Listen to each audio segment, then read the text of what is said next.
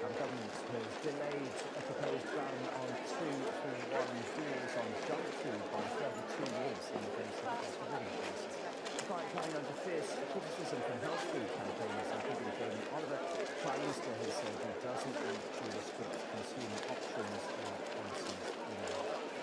We're live to our political correspondent Ross Howell, who's at this morning to us. This has already been pushed down the line, hasn't it? Putting out the next couple of years into well after the next election. Yeah, this was originally part of the government's obesity strategy about multi-buy deals for foods that are high in fat, sugar and salt, such as free deals. As you say, it was due to come in last October. That was delayed until this October, and they've been delayed for another 2 years until October 2025. Very quickly. The delay has been explained by the government because of rising prices and cost of living crisis. The Prime Minister saying that the deals will have to choose options over time, household budgets will be under pressure. Clearly those who campaign on obesity and especially childhood obesity say that this is disappointing. We've heard from the Chef John Labour as well, who was upset and angry about this delay too. I think the fact that this is being pushed past the next general elections, coupled with the fact that there's a fair amount of objection and apprehension to Tory party to this plan more broadly, I think raises the question about whether it actually ever comes into force. Clearly those cost of living at the forefront of the minds of ministers there, especially in terms of the new laws today, around the mortgage price rises in recent years have shown that the average household remortgaging next year will have repayments on average £2,900 higher.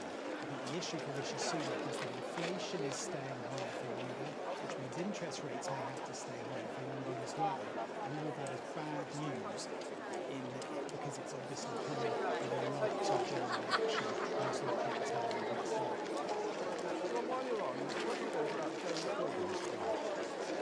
Yeah, this is regarding a Facebook group that was set up essentially by supporters of Jeremy Corbyn to try and stand a candidate against the current Labour leader, Sir Keir Starmer, who's going to form a constituency at the next general election. So they're attempting to essentially unseat the Labour leader.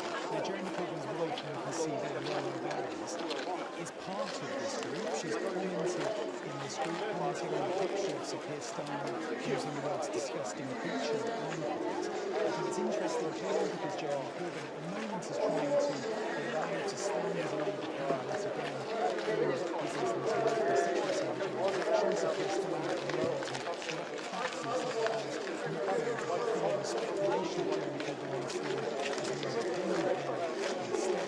So the interesting that Simon so far is appearing to be involved in attempts to unseat the Labour leaders. I think the side issue to this as well is this question of left-wing supporters, people loyal to the Labour, potentially supporting independent candidates at the next general election in constituencies in order to try and take out of Labour. I think very few of those, if any, would be able to actually beat a Labour role in the general election for potentially an exceptional Jeremy Corbyn. But I think if they can take notes of Labour, it has the potential to proceed.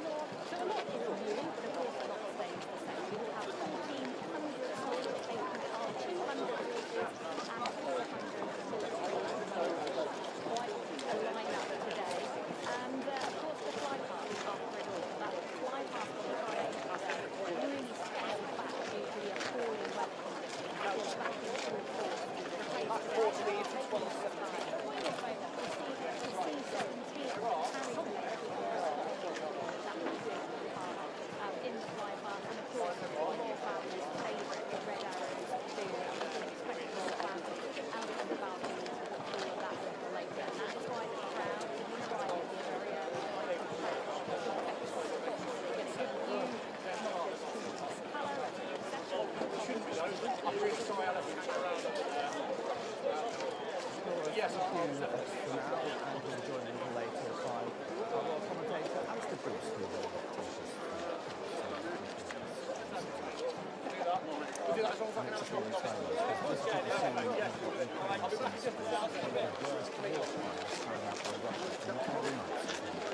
the northern village of Britain, which is about 400 houses, by February last year, nearly all of them were undergoing in a sealed basement for a month, where they were starved out. 10 of them didn't survive the winter. Many of the villagers are now due to testify against 15 Russian soldiers. A special correspondent Alex Flypast is exclusively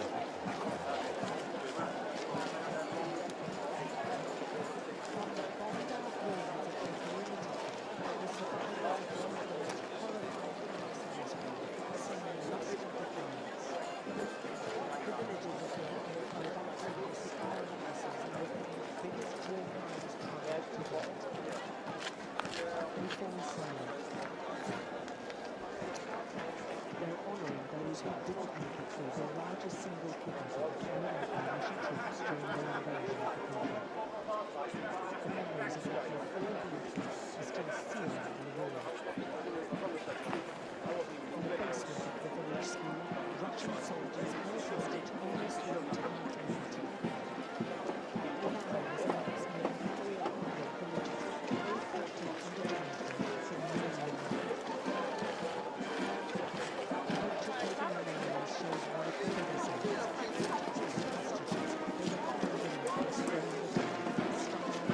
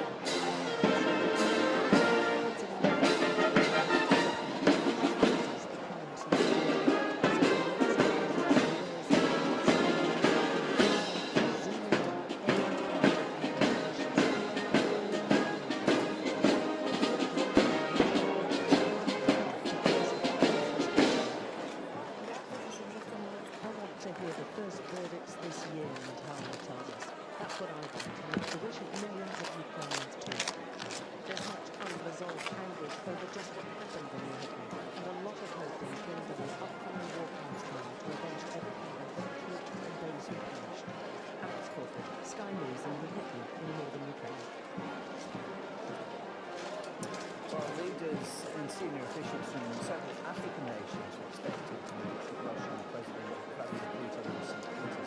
The delegation, which includes Africa's President Cyril Ramaphosa, is a listenership in open talks between Russia and Professor Michael Clark. Good to see you. So tell us more about this meeting, how important it is. Well, anyone who goes to Kiev from there in Moscow or in St. Petersburg has got to have a peace process. So anything that takes a peace process chases it out. And of course, we've been very well about this, because everyone's peace process, the things that fashion should stop.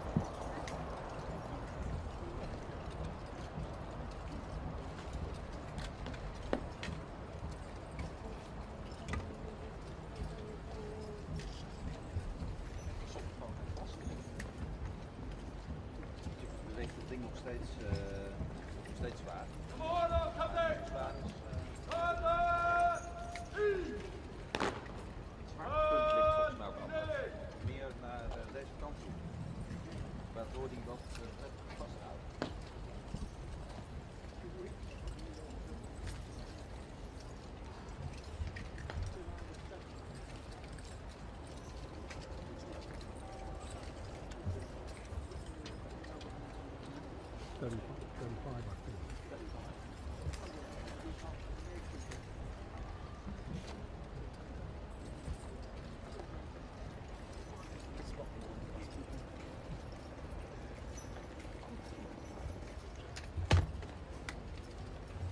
Four of them on a horse. Four of them on the horse, the four people we want.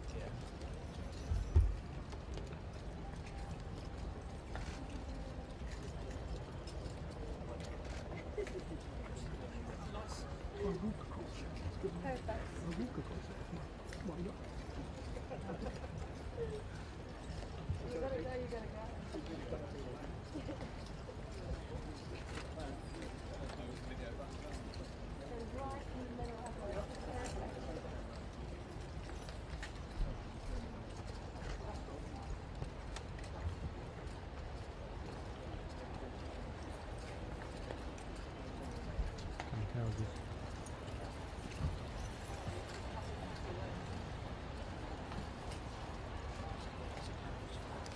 This kind of game is for that.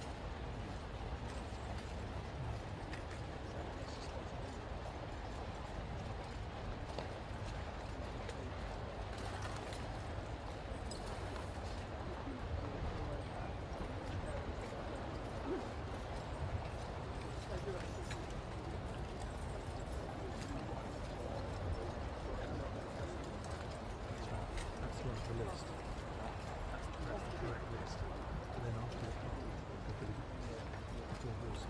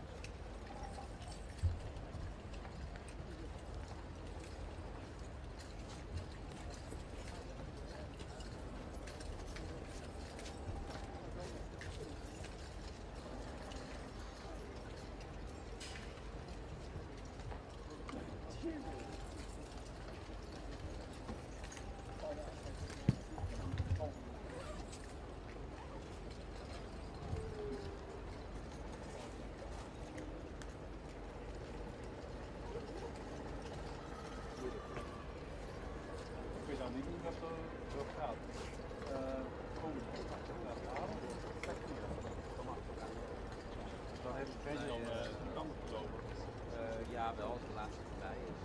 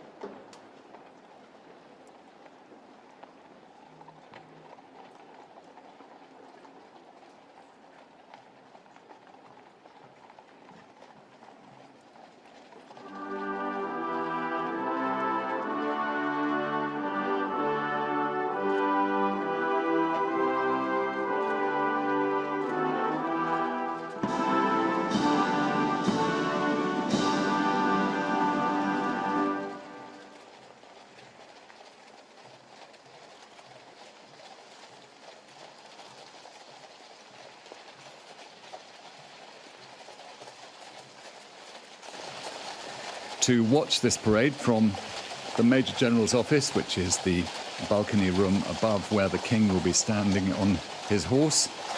And there they will get this great view of Horse Guards Parade.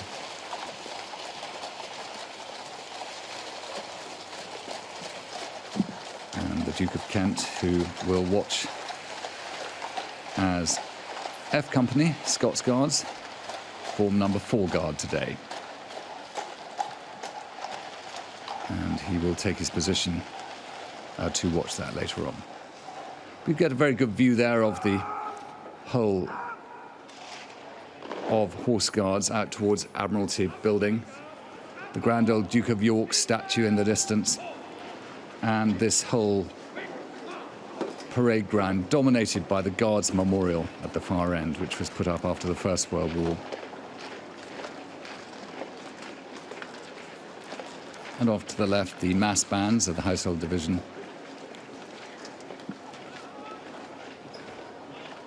They'll be under the leadership today of the Senior Drum Major, Warrant Officer 2nd Class, Gareth Chambers. He's the Drum Major at the centre there, with the other 4 bands Drum Majors supporting him and following his lead.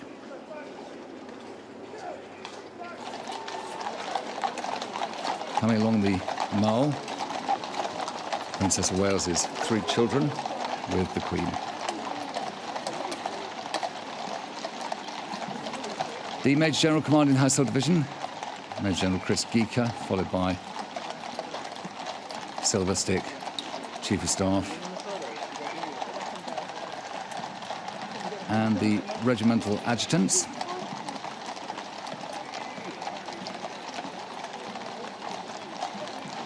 Grooms from the Royal Mews, and the final retinue from the Life Guards, followed by 2 further divisions of the Sovereign's Escort.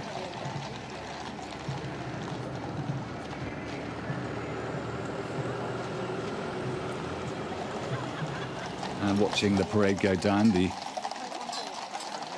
commanding officer of the Streetliners, Lieutenant Colonel James Colby of the Coldstream Guards, was just keeping an eye. And before the parade comes back down, a machine will clear all evidence of the horses having been up there as the field officer in brigade waiting waits now to give the first of his orders here.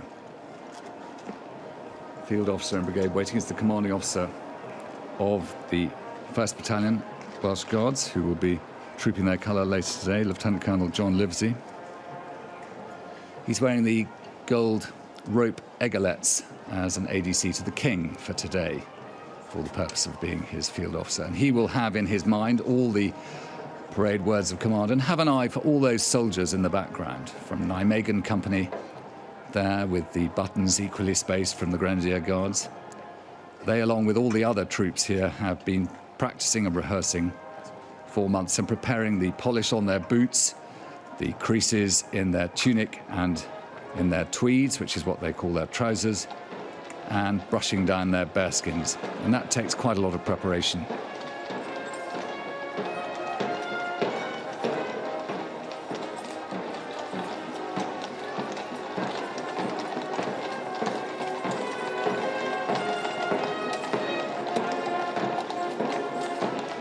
Admiralty Arch, built at the beginning of the reign of King Edward VII, is such a tremendous framing of that long processional route that leads to Buckingham Palace.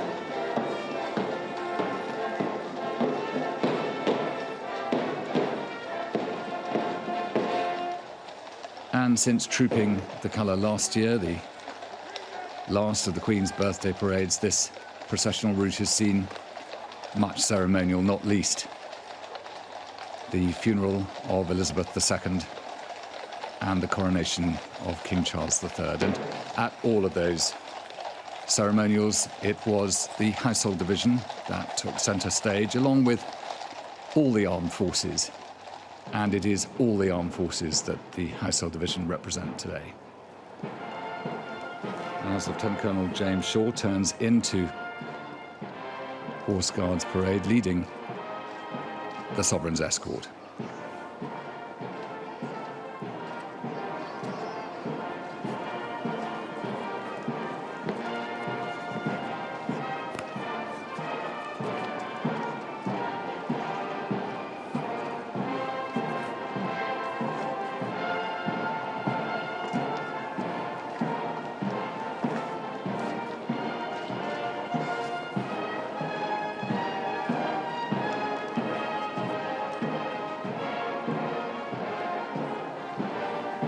The flags of the Commonwealth countries are lining Horse Guards Approach Road, a reminder that the King, as head of the Commonwealth, is figurehead for those nations in their independence and as a focus for their coming together as a group of nations to share ideas and ideals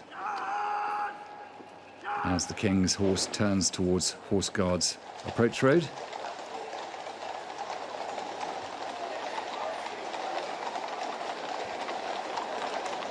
Chance to describe that the Queen, as Colonel of Grenadier Guards, is wearing a red silk coat dress that takes inspiration from the uniform of the Grenadier Guards. She assumed the position as Colonel in January. The dress incorporates key details from the uniform, including the grenade, and her hat, made by Philip Treacy, has a nod to the bearskin with its own grenade exploding in a feathered plume. So the senior officers following the King, turning into Horse Guards from the Mall.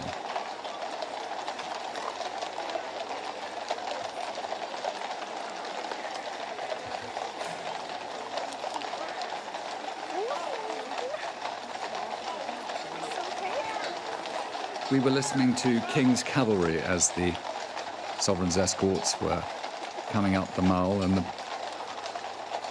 the sound we will hear until the King is in position is just that of horses' hooves as the parade awaits their sovereign.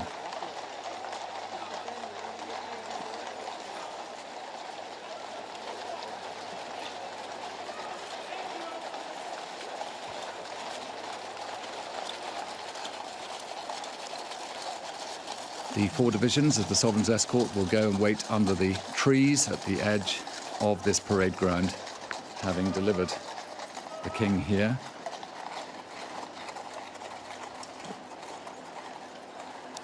And the King will salute the colour as he passes it, and will come into position to our right, where he will take his position right at the centre of the parade ground, and there take the first salute of this parade.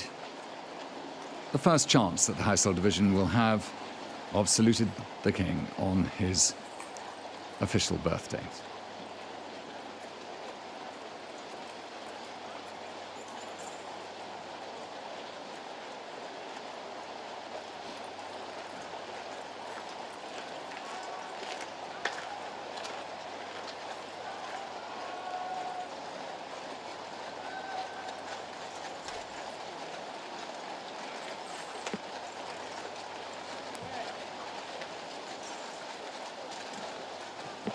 And ideally, the clock strikes and the King receives his salute.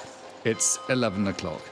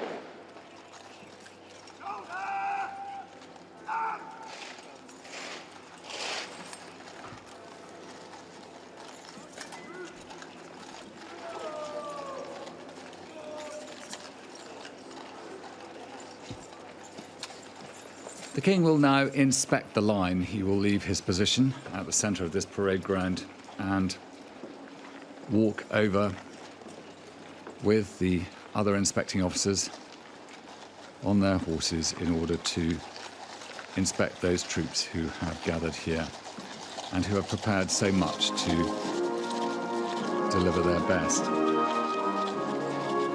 for the king on his first official birthday. Led there again by the brigade major, Lieutenant Colonel James Shaw, riding his horse Sovereign's Shadow.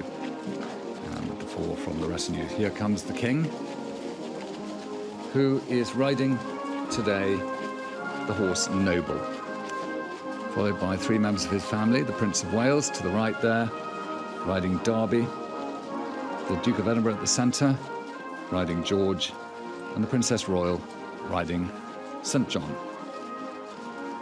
And it's a chance for the king to look all of these soldiers in the eye as their Colonel-in-Chief.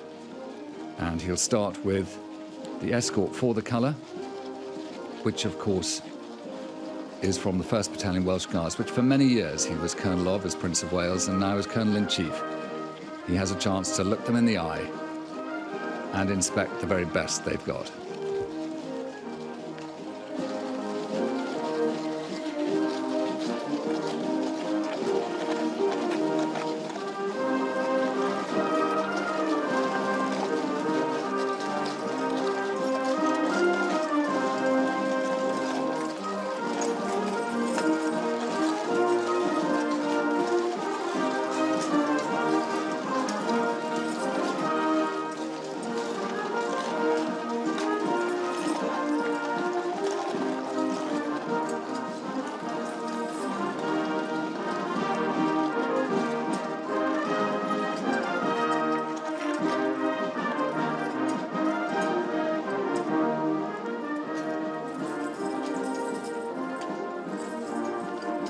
Passing number 4 guard there with the buttons in 3s, the soldiers of F Company Scots Guards. Moving on to number 5 guard, formed by number 9 Company of the Irish Guards, and turning the corner now, number 7 guards, the Coldstream Guards, number 7 Company. And then as the king passes the colour, he will give it a salute to respect its role as the principal symbol here today for loyalty. And after listening to Welsh Spirit, we now listen to the quick inspection of the line by Richards. Let the hills resound.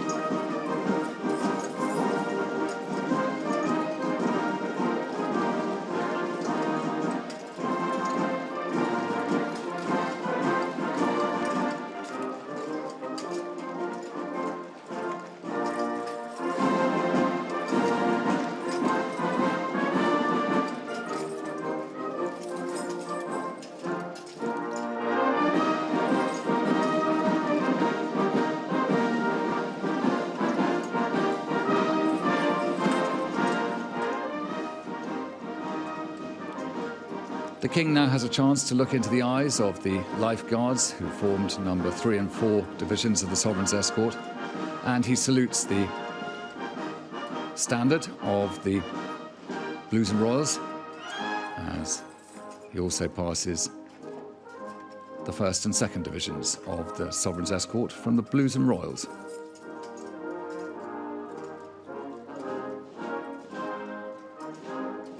And he salutes the guns of the King's Troop Royal Horse Artillery. The guns in the Royal Artillery are their colours.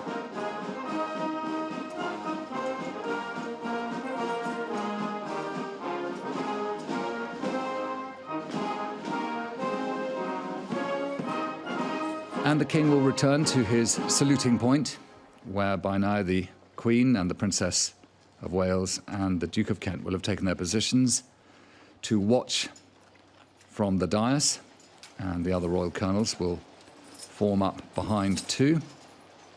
And once all is set, the word of command will be given to troop and will then play in slow and quick time as they march past the king. And it's a chance for us to enjoy the very best of their musicianship and to watch the perfection of their military maneuver as they play, first of all, the famous Les Huguenots, the slow troop, which has traditionally started trooping the colour and has been played on every parade since 1936, when King Edward VIII took his one and only King's Birthday Parade.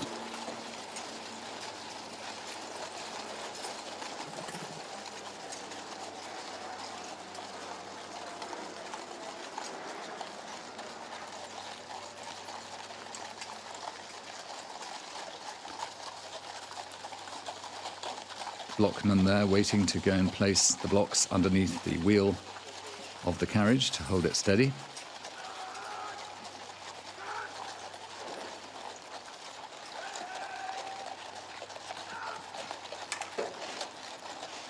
Grooms from the Royal Mews preparing so that the Queen and the Princess of Wales, the two royal colonels, can alight and take their position. And you can see again that the dress of the Queen has been designed to reflect the tunics worn by those in the Grenadier Guards, of which she's colonel.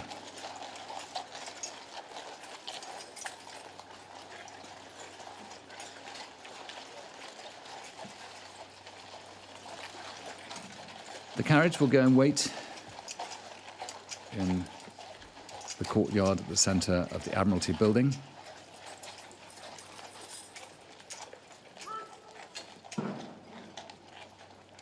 And the word of command troop has been given.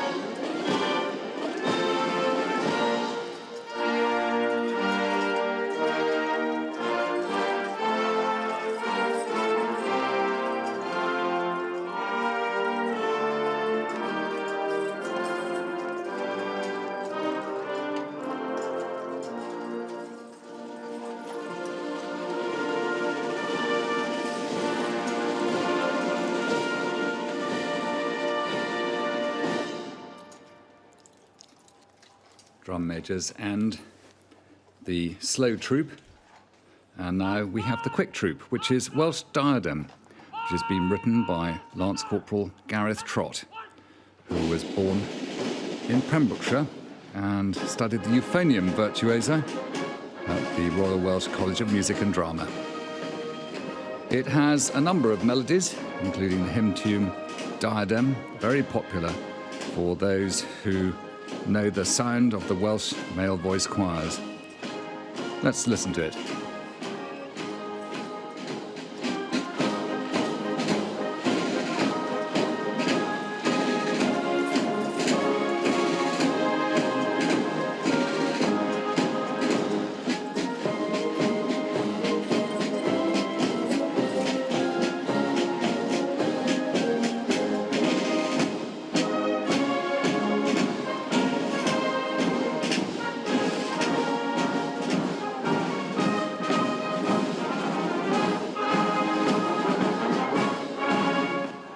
And we can see a drummer has peeled off and is taking his position beside the escort for the colour. And it will be in a few seconds that he will play his drummer's call, which will give instruction for the captain of the escort for the colour to hand over to the subaltern, who will then take the escort for the colour to collect the colour and then start its trooping. The drummer is now in position and ready to give the word of command.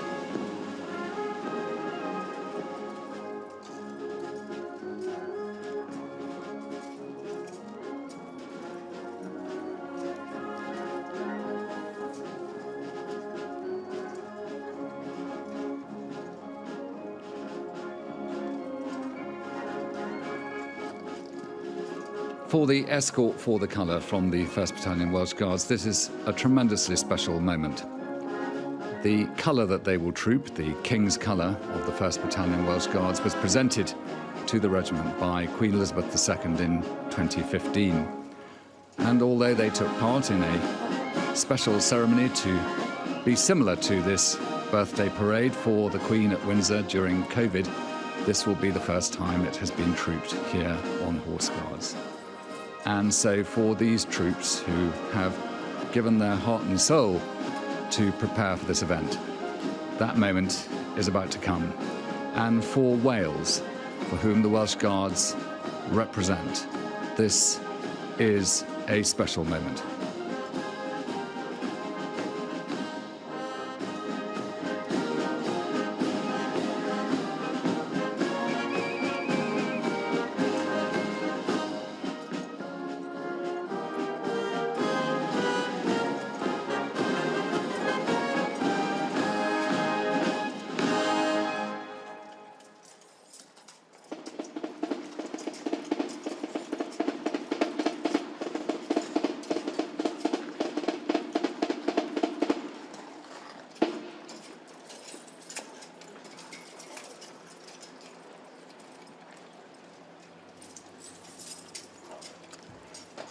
Word of command.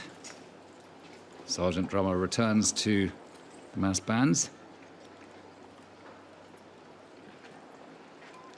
And the escort for the colour prepares to march to collect the King's colour of the 1st Battalion Welsh Guards.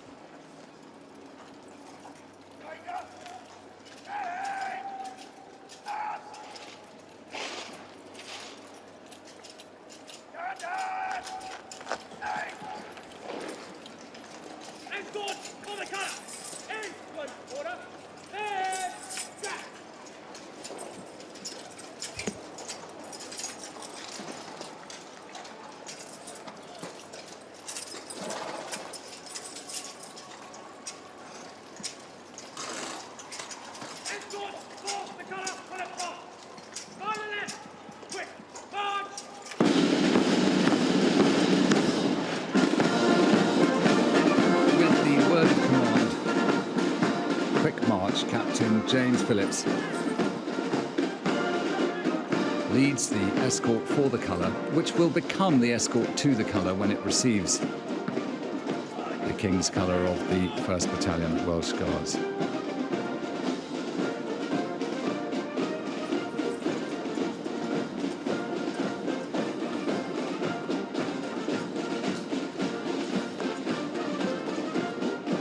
It's always the same music played for the escort for the colour to come forward, known as the British Grenadiers. The origins of the tune are disputed, but probably date back to the early 17th century, when the melody was introduced into Britain as a military march during the reign of King William III.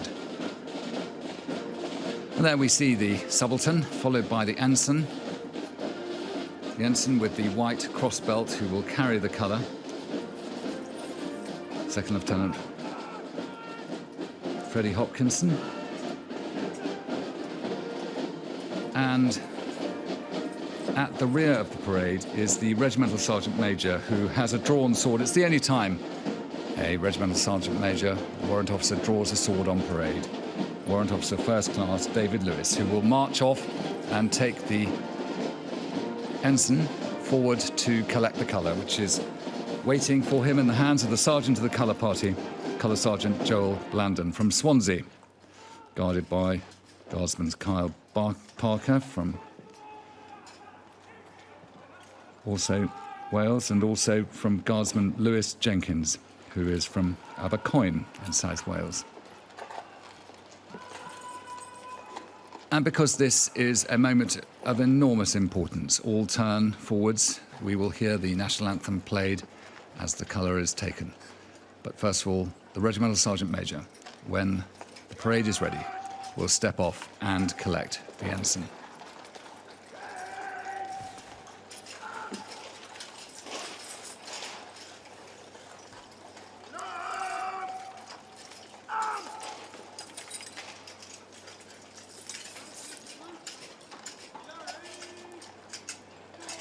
The Regimental Sergeant Major will know from the day he joined the Welsh Guards how important the colour is for those who serve in his regiment. And taking the ensign forward, who has been trained by his drill sergeants, is as great an honour as any soldier can have. There it waits, the King's colour.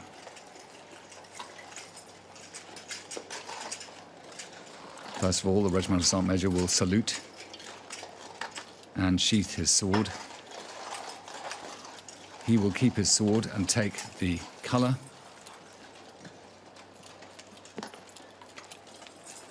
The Colour Sergeant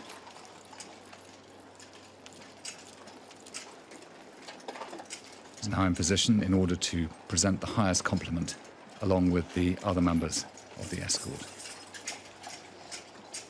The ensign salutes and then sheaths his sword.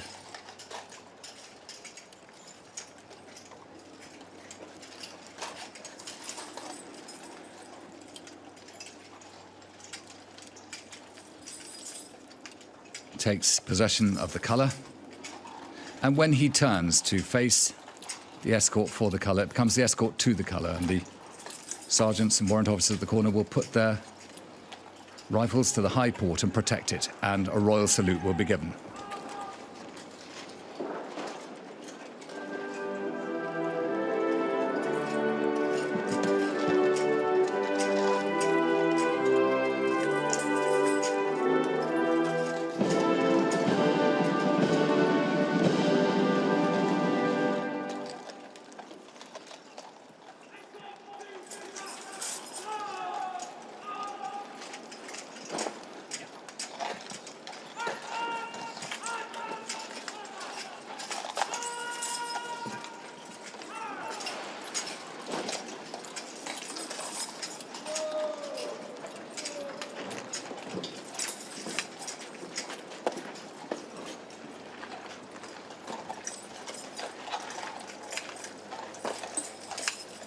Regimental Sergeant Major returns to his position at the rear of the escort for the colour.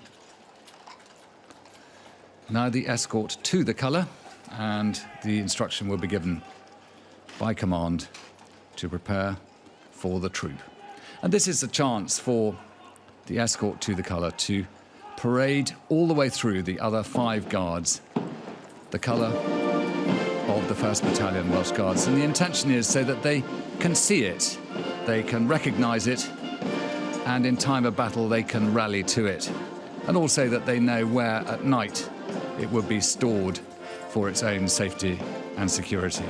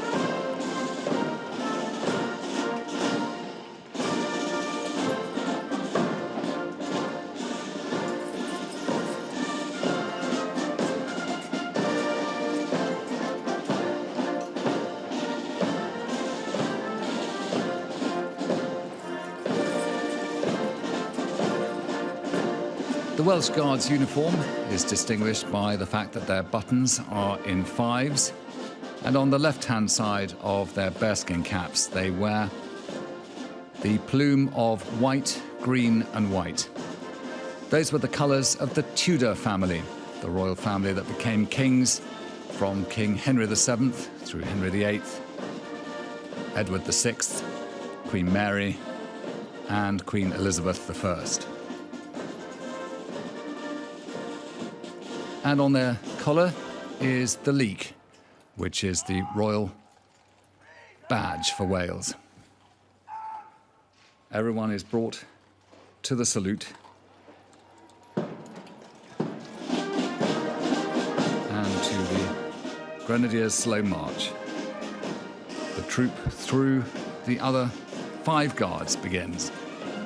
And the ensign on the outside so that everyone can see the markings on the colour.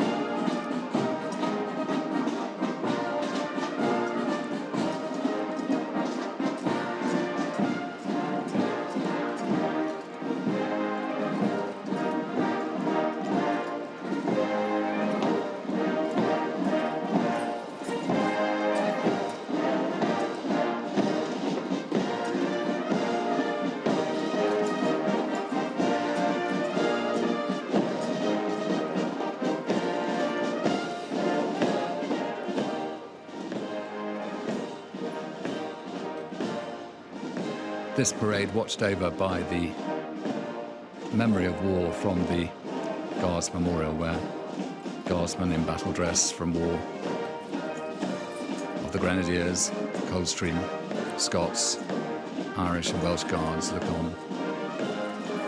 A war memorial that was badly damaged during the Second World War, but Churchill gave strict instructions that the damage should not be repaired, to remind everyone how close this democracy came to being lost.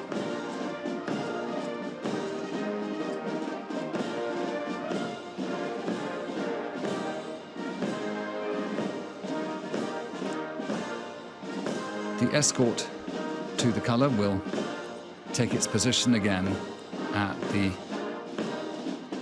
right of the line, and the subaltern hands over command to the captain again.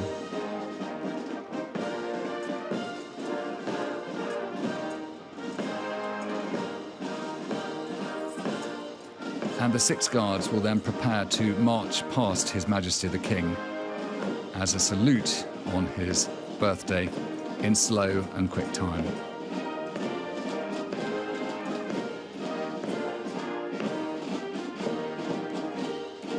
And the drum majors prepare to halt the music at precisely the right time.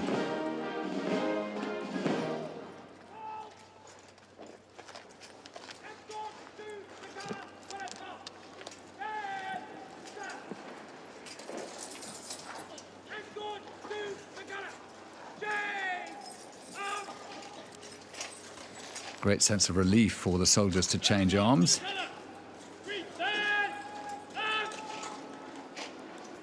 And they present arms.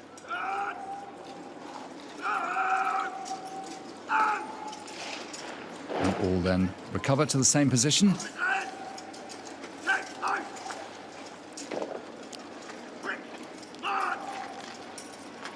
The officers now take post, and you'll notice that the guard has opened up so that the ensign can pass through to the rear.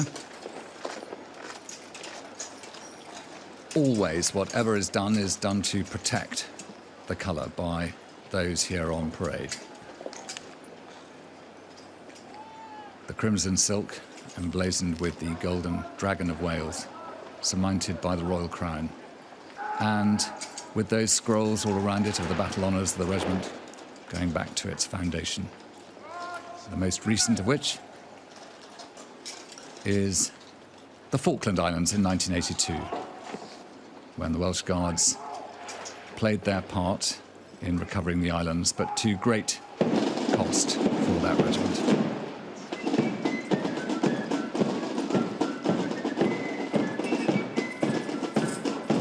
And this week marks the 41st anniversary of the Falklands War.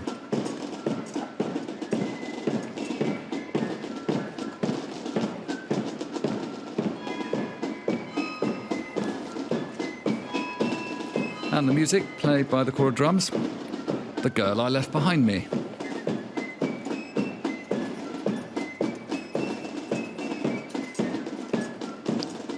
And perhaps a bit of humour is that as soon as the music ends, they'll all turn round and look the other way. So maybe they're looking for the girl they left behind me.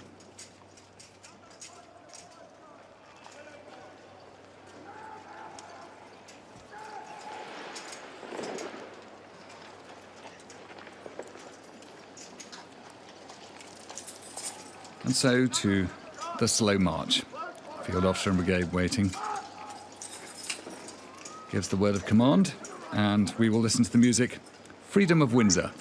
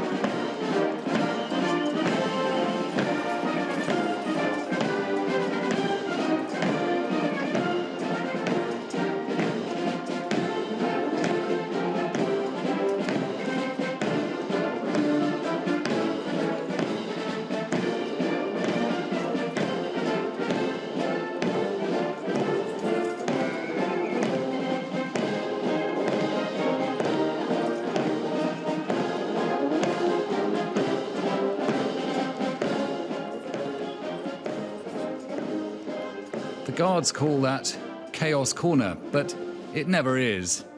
But the organisation of turning this corner in order to march past is extremely complicated. And I know many years when the former Queen's birthday parade took place, when pouring rain meant that they were stamping their feet straight into very deep puddles there. But the organisation and military precision of it all, as indeed already before the first of the guards, the escort to the colour, have moved off, the third has already arrived. And you can see this is an achievement to make sure that a constant move forward works while they turn a very complicated 90-degree angle.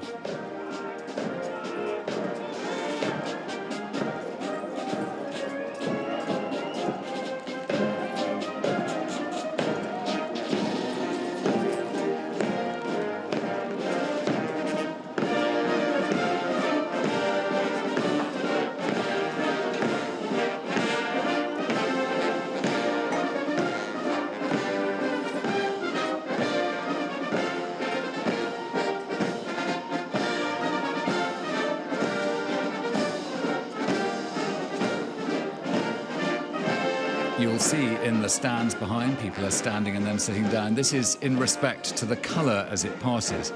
The colour, as I say, is a totemic representation of the soul of the regiment. It represents the ethos of the fighting spirit and also those who have fallen in its protection over history. And so for the regiment, the chance to lower their colour here in front of the King at his first birthday parade is a tremendous privilege for the 1st Battalion Welsh Guards.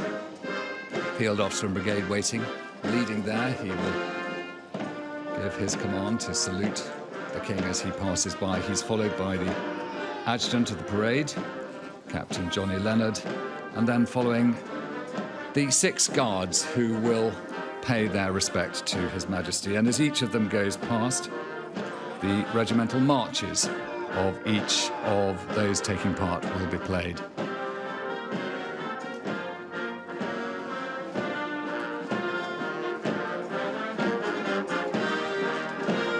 And the ensign has come to the middle at the front. And of course, he doesn't know necessarily exactly the right position. And the guardsmen behind him will be saying, left a bit, sir, right a bit, sir, forward a bit, sir, in order to keep their dressing and for everything to be as it should be when they pass His Majesty.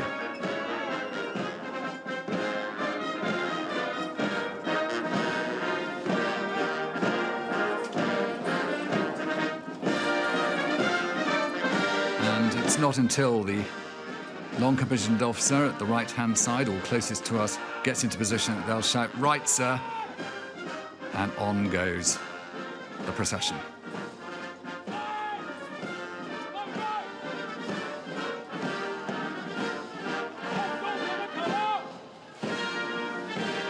Here comes the salute to men of Harlech, as we see the colour unveiled in front of the King and in salute for the first time.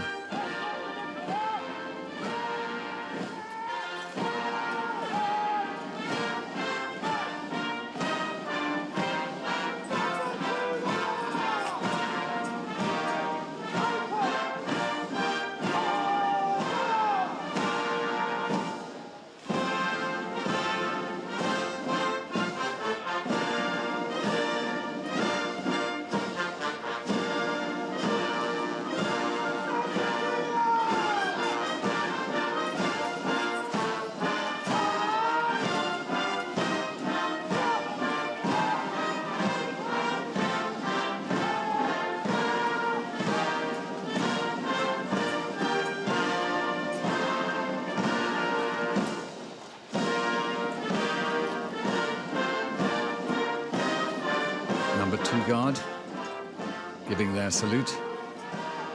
And the music will then change to Scipio for Number 3 Guard from Nijmegen, company of Grenadier Guards.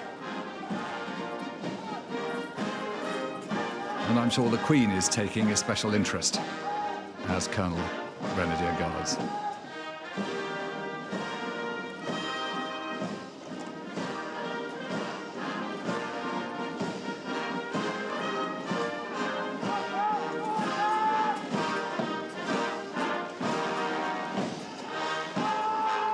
Number 4 company, F. Number 4 guard, F company, the Scots Guards, the garb of old Gaul.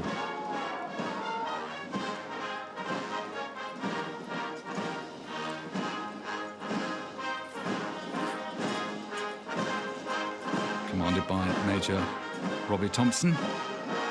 And the ensign there, Lieutenant Freddie Hobbs.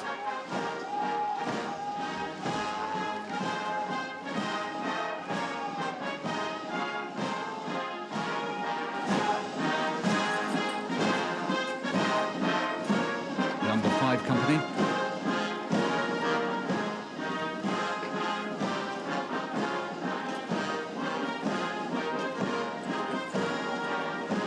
Number 9 company, Irish Guards, forming number 5 guard.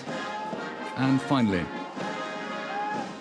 number 6 guard, formed by number 7 company, the Coldstream Guards. And the slow march for the regiment, Figaro.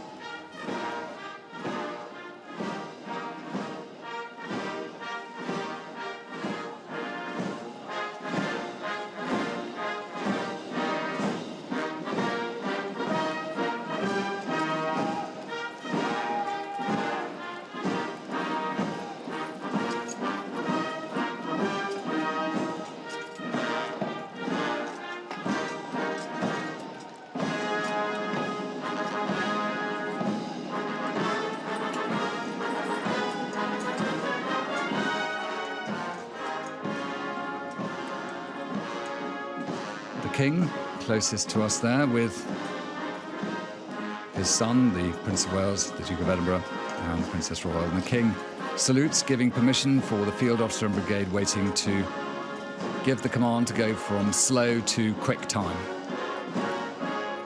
He will then ride out to the centre of the parade. And the music will halt, and the field officer will shout, break into quick time, and then we can count 4 paces, and then he'll shout quick march.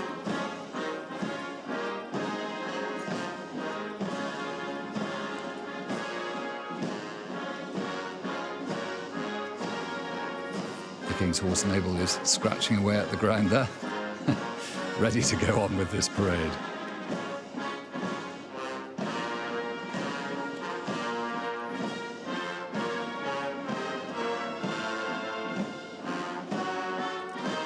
The King is an experienced horseman. He was a very keen polo player, and his ponies in polo would have been very responsive to every single instruction given by the King as the rider, and he'll be used to that. And these horses have been on parades for most of their service life.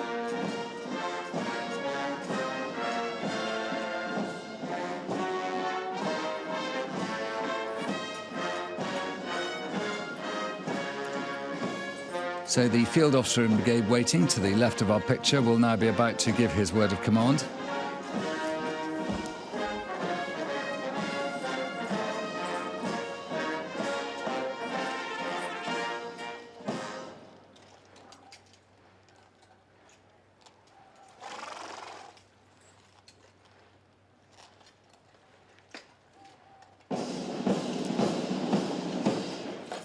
And now in quick time.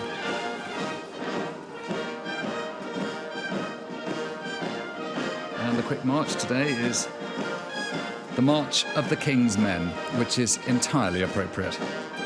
Great view there of the Admiralty building and the network of radio masts that in the Second World War enabled the Admiralty at the time to keep in touch with the fleet across the world. And the citadel to the left of it with the ivy-clad stone structure wherein so much of the preparation and service of the Second World War was organised and planned. And the great canopy of St James's Park, providing a little bit of respite from the weather over the last few weeks, and certainly for the crowd watching this wonderful parade, as it's a great moment of relief for the guardsmen who can now swing their arms and get moving, because after standing waiting for the king's arrival, after marching up from their various barracks, this is what they really needed to get their bodies going and their minds back and concentrating on this great and splendid occasion.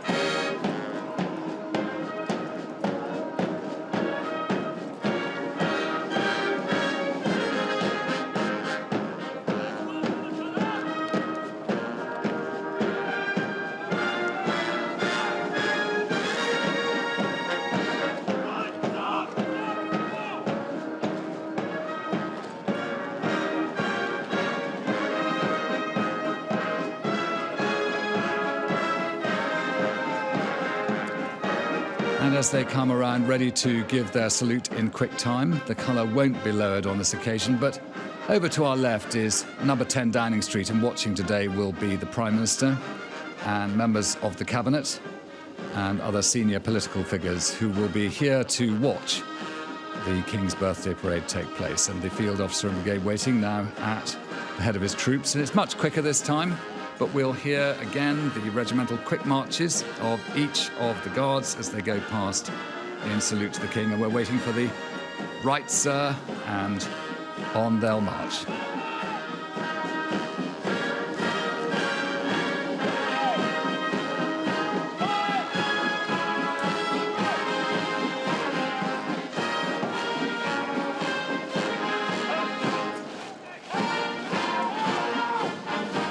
The rising of the lark, the quick march for the Welsh Guards as the escort to the colour come past the King for the second time.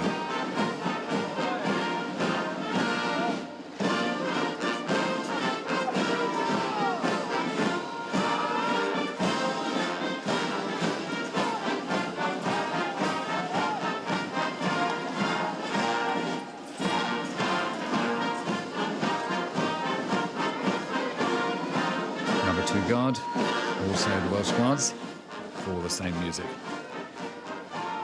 And then the British Grenadiers for Nijmegen Company.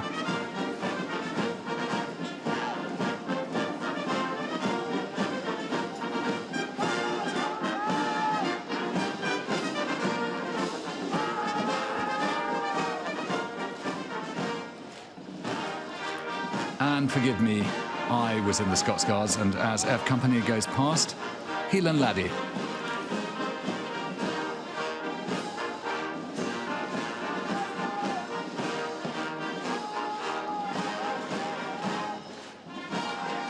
St Patrick's Day takes the Irish Guards past their Colonel-in-Chief.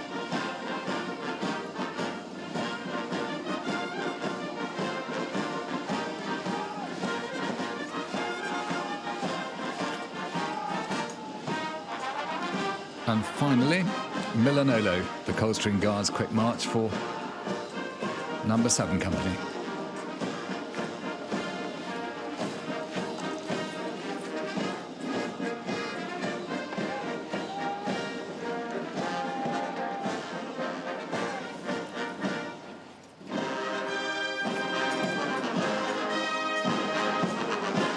And once again, the Field Officer and Brigade waiting will report to His Majesty the King, who will give his leave for the Household Cavalry to take the parade ground and to walk and trot past their sovereign.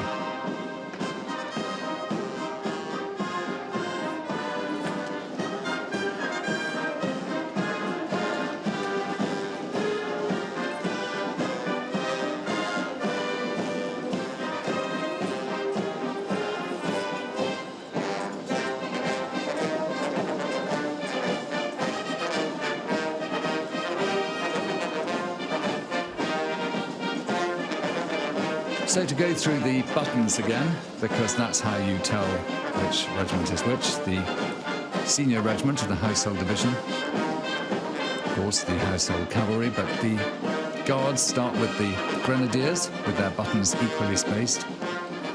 They have a white plume and they have a grenade on their collar.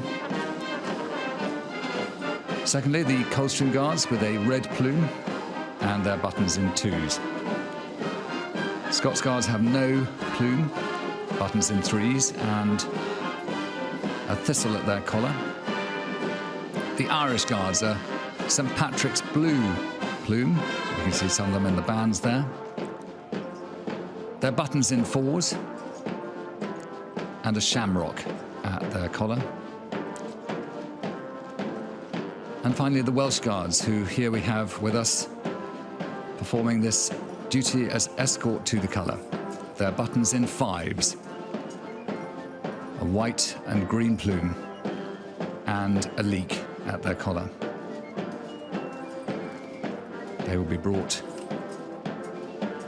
into that line, almost with a manoeuvre that echoes the time of the Napoleonic Wars.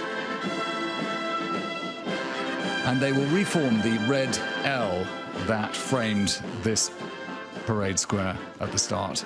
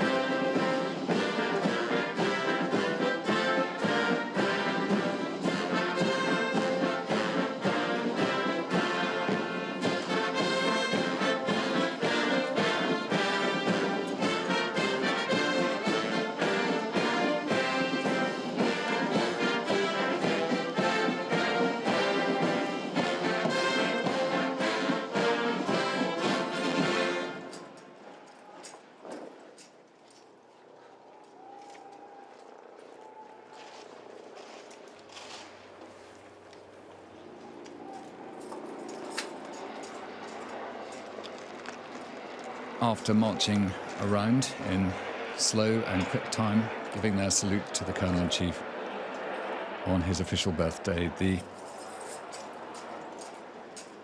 6 Guards will now reorder themselves with the officers in the right place, and they will be dressed as soldiers and lined up, and then they will watch as the same slow and quick salute is paid by the guns of the King's Troop Royal Horse Artillery, followed by the 4 divisions of the Sovereign's escort from the Household Cavalry. It's quite fun to listen to the warrant officers shouting out and giving their instructions to the different guards. Meanwhile, the mass bands will pull to one side as they give way to the mounted band of the Household Cavalry Regiment, which is just moving forward from the trees now.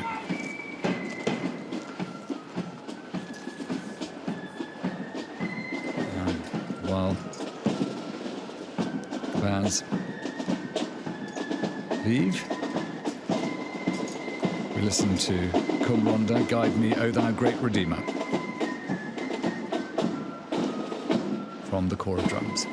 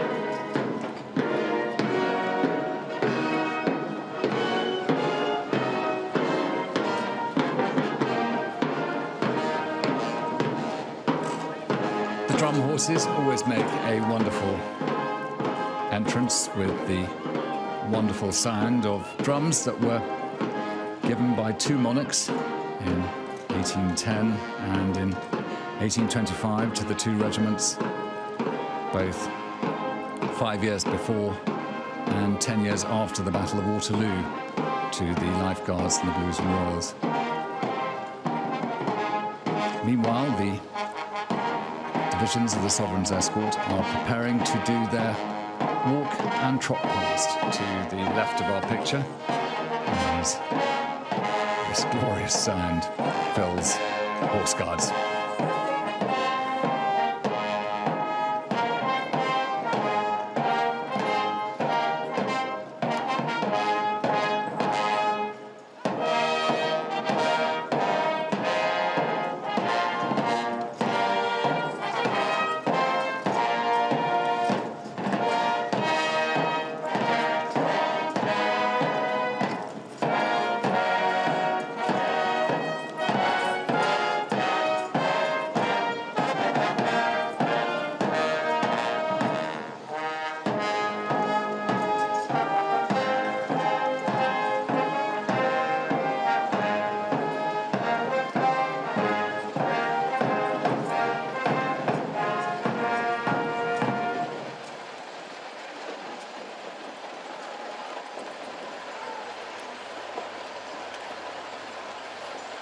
King's Troop Royal Horse Artillery, when the Royal Artillery are with their guns, they take precedence over all other military units, and to their regimental walk past the slow march.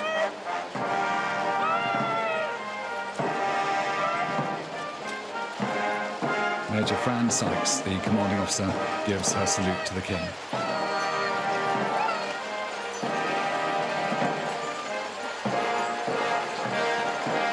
These 13-pounders saw action from the time of the Boer War right through to the end of the First World War, which will fire later. Salute for the King's official birthday.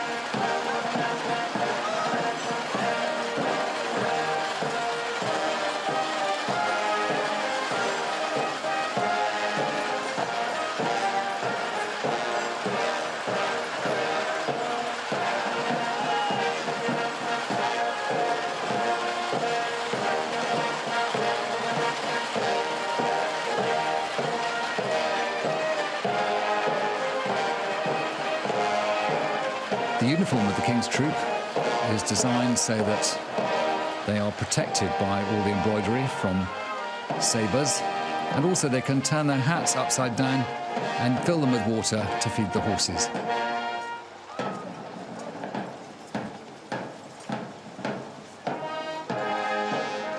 Followed by the standard of the Blues and Royals, which the King will salute. The 1st and 2nd Divisions of the Sovereign's Escort from the Blues and Royals salute the Colonel-in-Chief.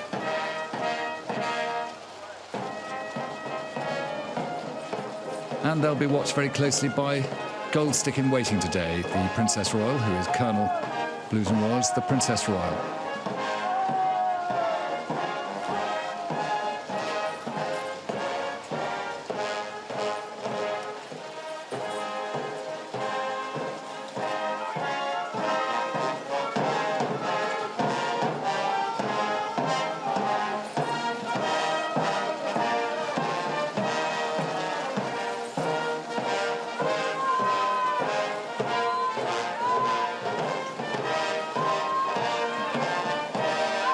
And the Life Guards salute their Colonel-in-Chief,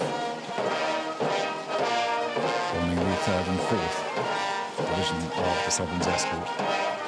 And at the back, the farriers, including the Life Guards farrier, who's second from us at the back there, wearing a unique black tunic and black plume. He carries an axe, and I think we know the task of the farriers in times of battle.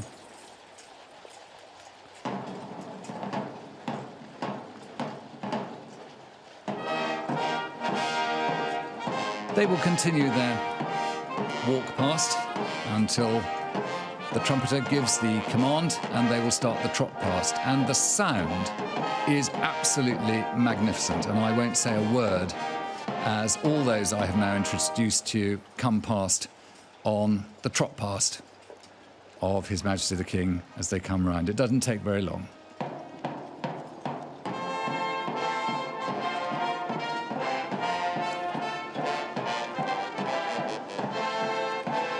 What I will say is that the neutral trot here is Golden Spurs, new concept by the Director of Music, who is playing at the moment and leading the mounted band, Major Paul Collis-Smith.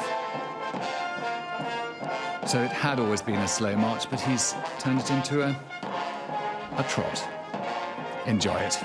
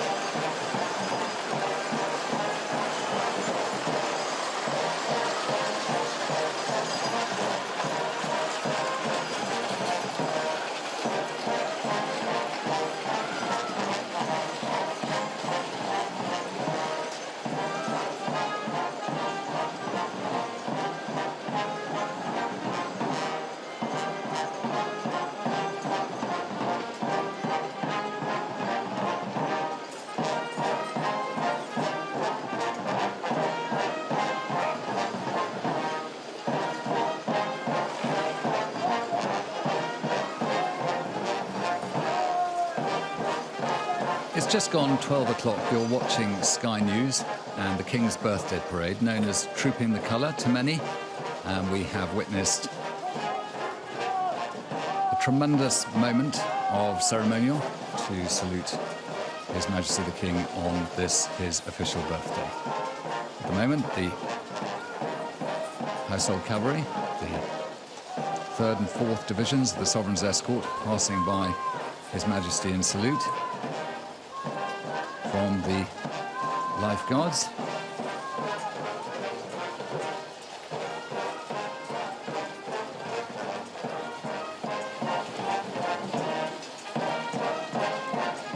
And the Household Cavalry will go into Horse Guards Approach Road to prepare for the journey back to Buckingham Palace. And we now will watch as they who felt that it would be right at the end of this parade for the King himself to lead his troops to their duties.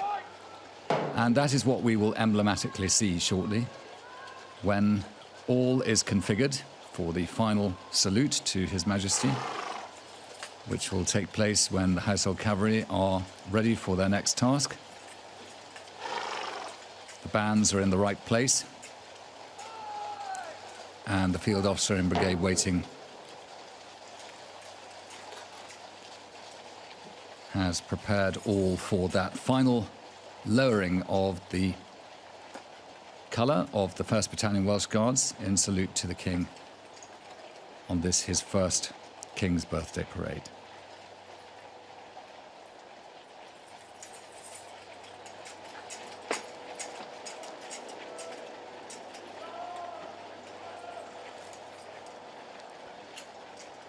At the end of the parade, the escort to the colour will return to Buckingham Palace and take over the King's Guard. And for 24 hours, they will provide the guard at Buckingham Palace and St James's Palace.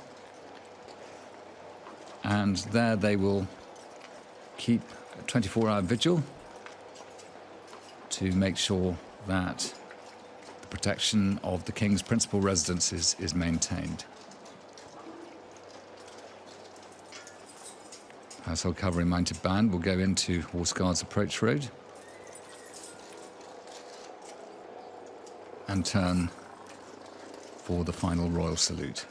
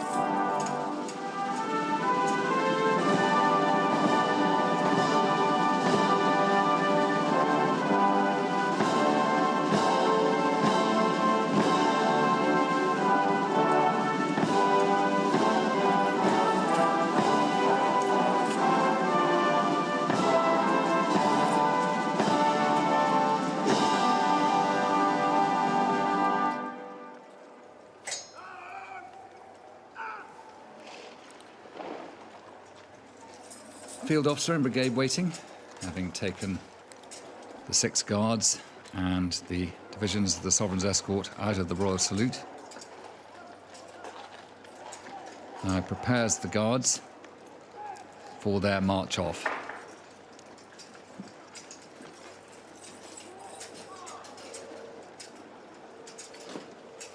Quite a bit of organisation here, as you see some dressing initially. Make sure that they're all in a straight line, and the sergeants at the end of each of the lines will check, move forward in the middle there, dress back a bit, more yet, stand still, and there's the eyes front.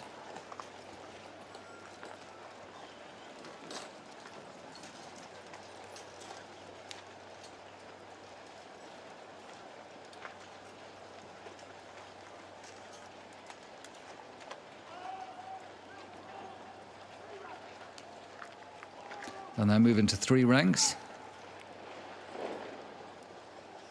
Having been in 2, they're now in 3 ranks. And then they'll be moved into the order in which they will leave this parade.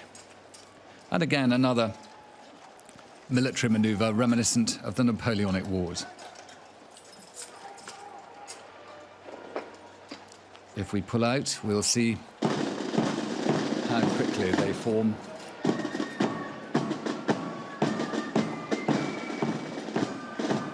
into the format they need to march back to Buckingham Palace.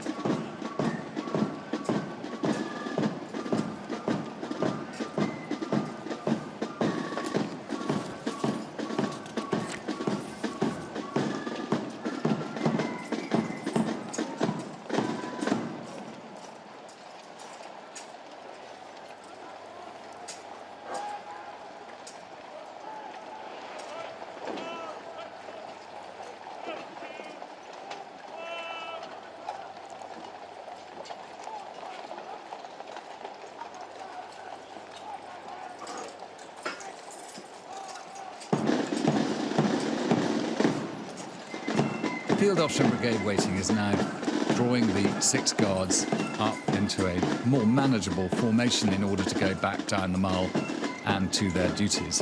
In fact, that is the word of command he will give shortly. You see them closing up into position and then stopping ready, so that when they march off next, they can follow their king to their duties. And once they are formed up, and you see the Household Cavalry moving its location to Horse Guards Approach Road, ready for the journey back to the palace. And the scene with the drum major closing off the music there.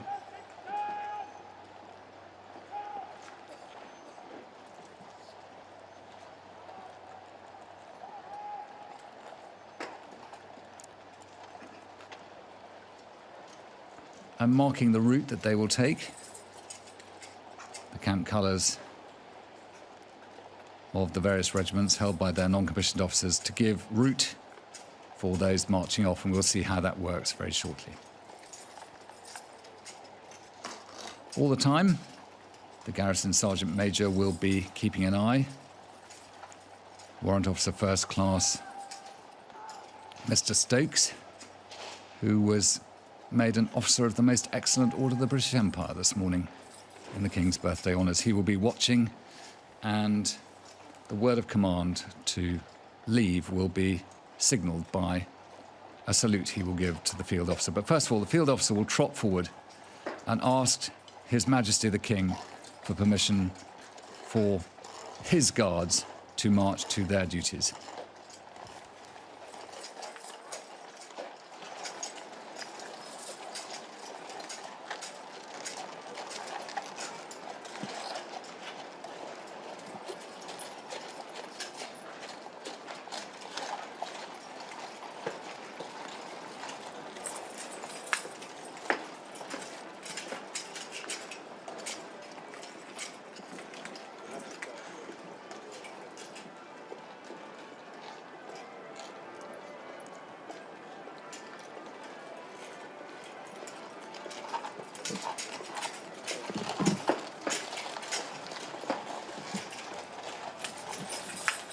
With the King's salute, permission has been given.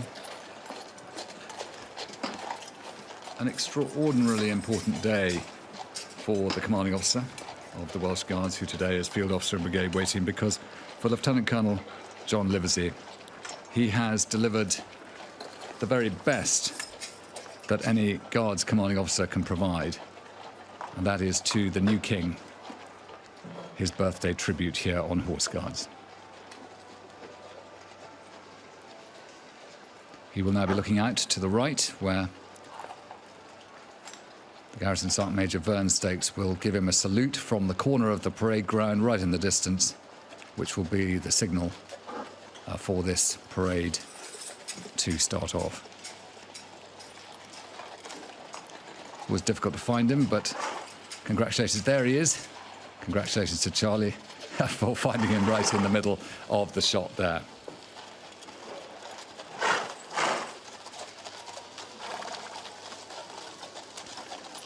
Mr. Stokes was responsible for running in London the obsequies of Elizabeth II, and also for ensuring that the coronation went according to plan. He is the Garrison Sergeant Major here with a unique 4-chevroned badge of rank on his sleeve, surmounted by the Royal Coat of Arms.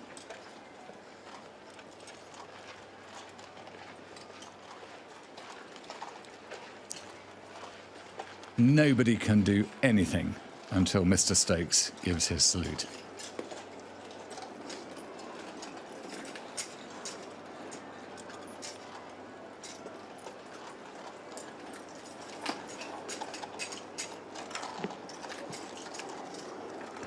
Even the King waits for Mr. Stokes giving his salute.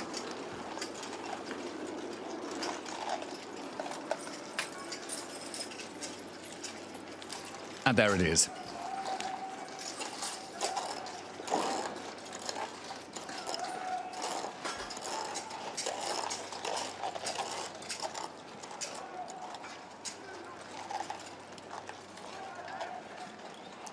To your duties.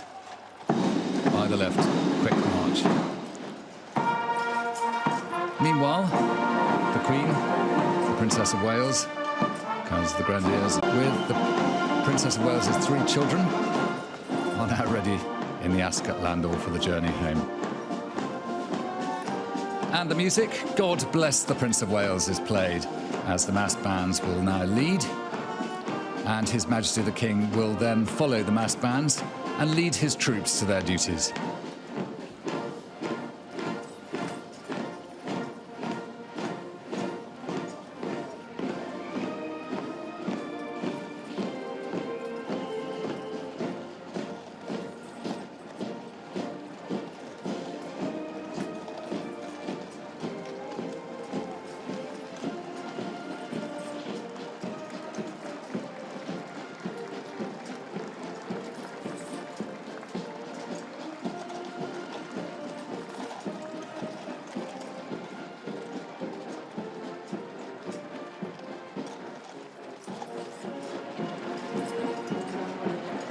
the Mall, the procession continues as we see there the farriers of the household cavalry at the rear of their procession, and we'll see that the street liners there from the Scots Guards are already giving their highest salute to the return of the King.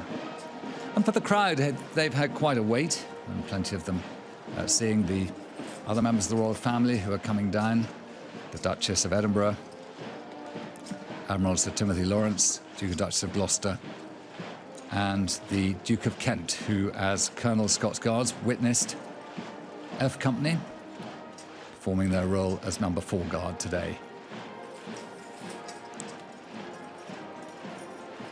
They mix an iron oxide with the tarmac when they lay the covering of the Mall, which gives it this sort of red carpet idea from Admiralty Arch all the way down to Buckingham Palace. And today, all the way along, the United Kingdom's flags adorn each side to mark what a national day this is intended to be.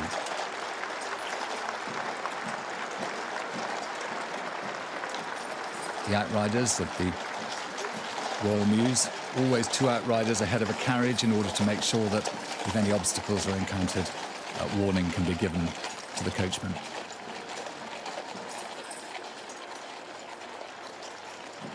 And on horse guards, the guardsmen are following their king to their duties. And right at the front there, number 1 guard, the escort to the colour, will become the King's Guard when they reach Buckingham Palace. And they'll peel off as all the others give their final rank pass to the King.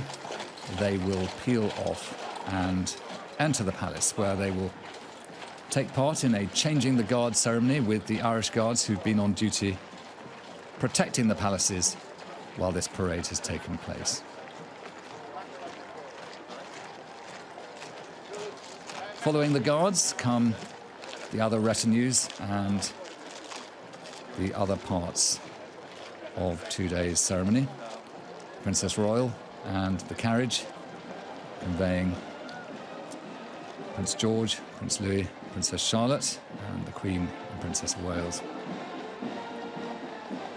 The 2 equerries at the back, including Toby Brown, Colonel Toby Brown, who's the Crown Equerry and runs the Royal Mews. It's a great sight there, and the crowd's enjoying it.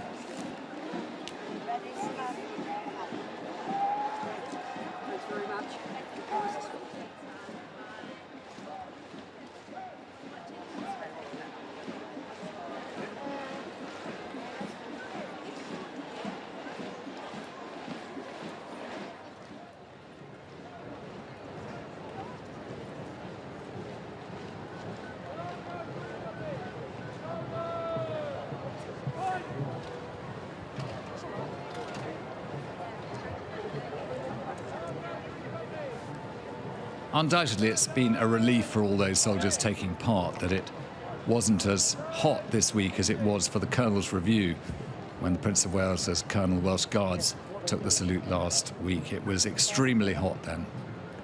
And one's got to remember that these guardsmen are wearing bearskin caps, which are skins pulled across a wicker headdress design with a curb chain resting on their chin.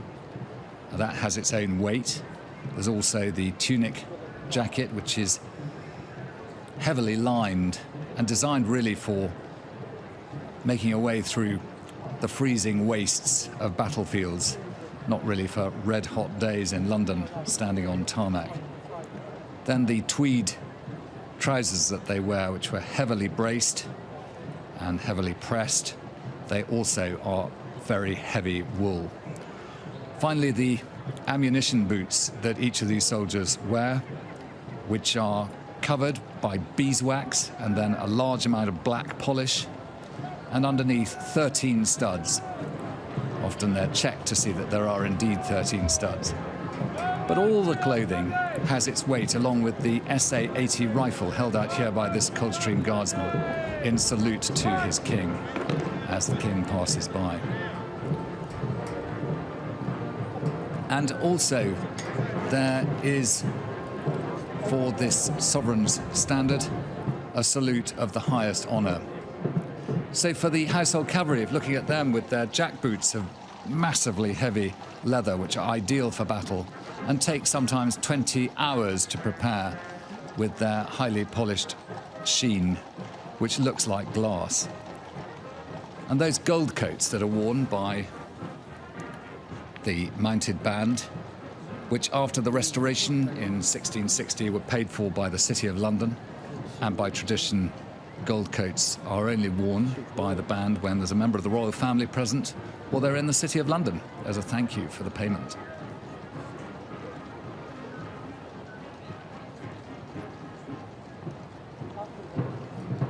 The commanding officers of the household cavalry regiments over the time have gone off to choose the horses. They go and buy them, generally in Ireland.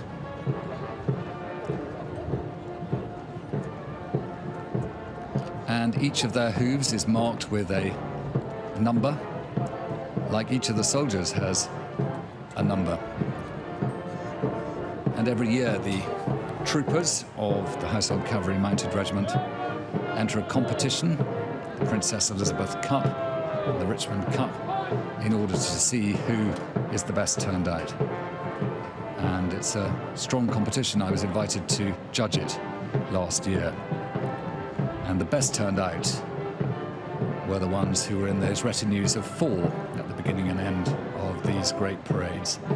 And it's a position of great pride for them. As the music gets closer, we can see on those gold coats the King's cipher of C3R. And if you look closely, most of those on parade today are wearing the coronation medal of King Charles III.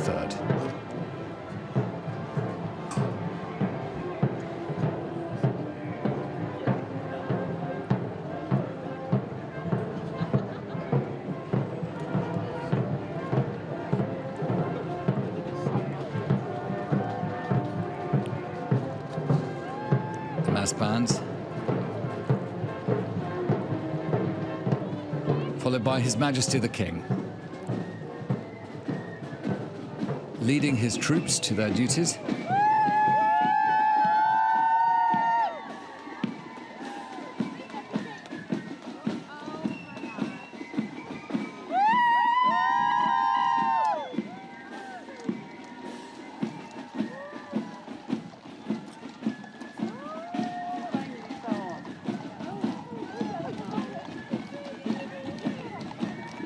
There at the back of the procession, the Colonel of the Life Guards, General Sir Ed Smith Osborne, and the Colonel of the Colchester Guards with the Master of the Horse, and followed by the Major General commanding Household Division. And then the colour we've watched being trooped of the 1st Battalion Welsh Guards, which will be taken on guard by them at St James's Palace, where it will be stored overnight and kept safe.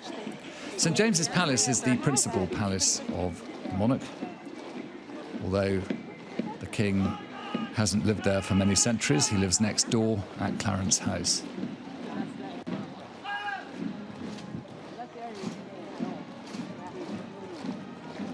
Very quickly, after the troops have passed by, the streetliners, who we see there presenting arms, will be stood down and marched away.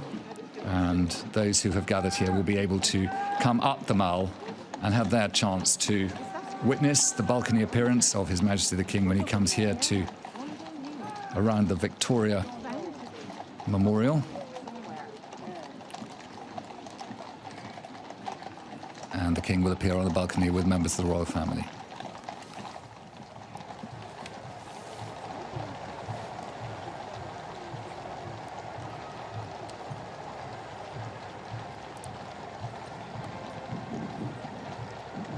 The Household Cavalry will move down towards the side of the Victoria Memorial in order to do their rank past of the King when he returns to the gate, the centre gate of Buckingham Palace. And that's quite a sight, really, of the Guards Division coming down with their King.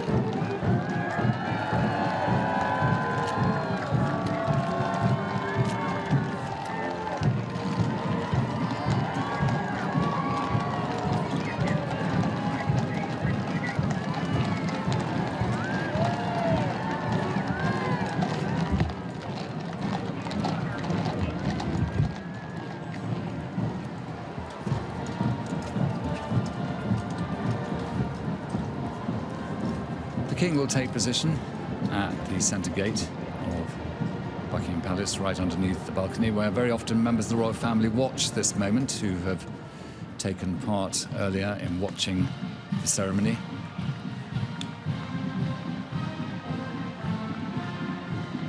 And it's a chance for them to watch too, as the King will receive one final rank pass from those who have done him the honour of this salute on his birthday. You just see in the close end of the parade the guardsmen of 1st Battalion Welsh Guards who've gone into the palace forecourt. They're facing now the Irish Guards over there, who are the current King's Guard, who will change guard with those soldiers after that very long parade to do their 24-hour duty looking after the King.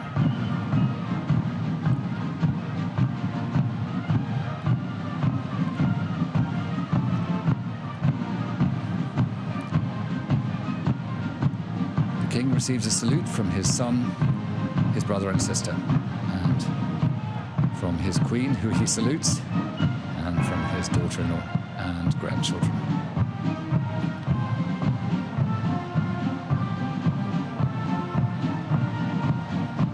They've been watching from the centre office of Horse Guards, which used to be the office of the old Duke of Wellington. Very few people have a better view than that.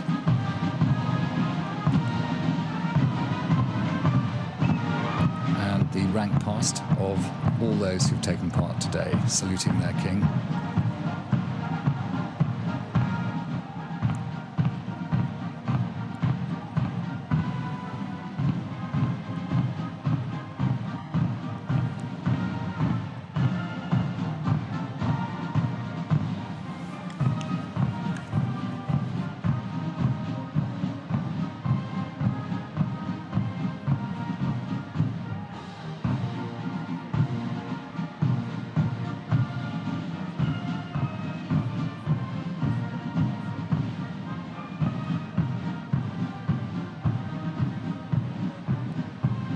And there the palace with the state standard, 36-foot-long royal standard, flying in a very hesitant breeze, and the balcony awning out as we see members of the royal family watching from there as the King takes this final salute of those who have brought him safely back to his palace in the rank past.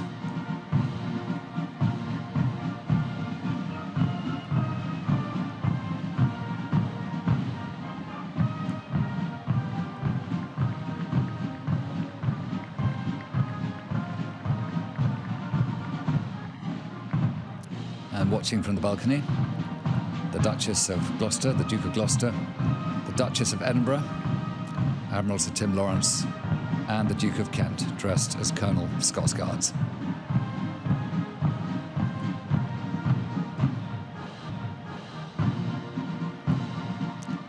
And when the King returns into the palace, they will salute and bow as His Majesty passes beneath them.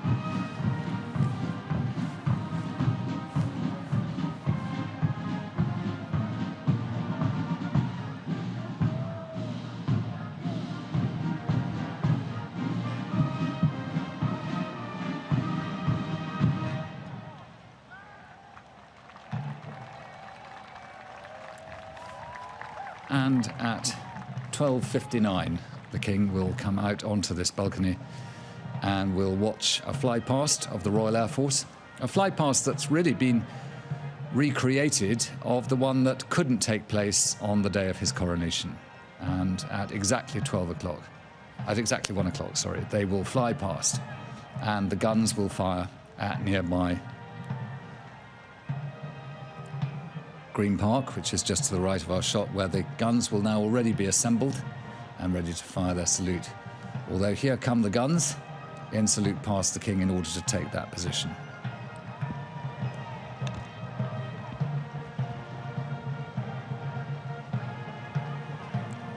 The idea of a rank past is something of a naval tradition, and ships that escorted principals would have a sail past, and so a rank pass takes place for those who have escorted a principal safely, as a way of saying you're safely home, and for the principal to say thank you.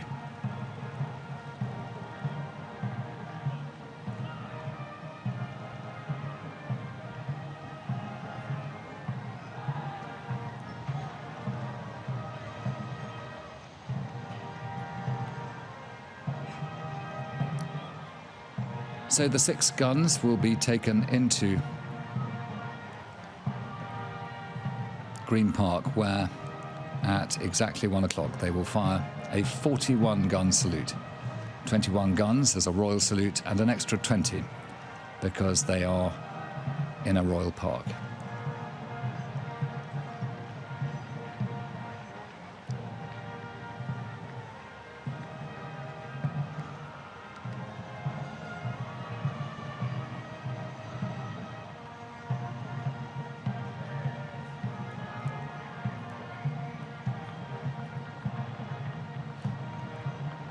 One of the drawbacks to being on the balcony when there is a flypast is that the Queen Victoria Memorial makes it quite difficult to see the approaching aeroplanes. So they tend to fly just to the left of the straight line of the Mall.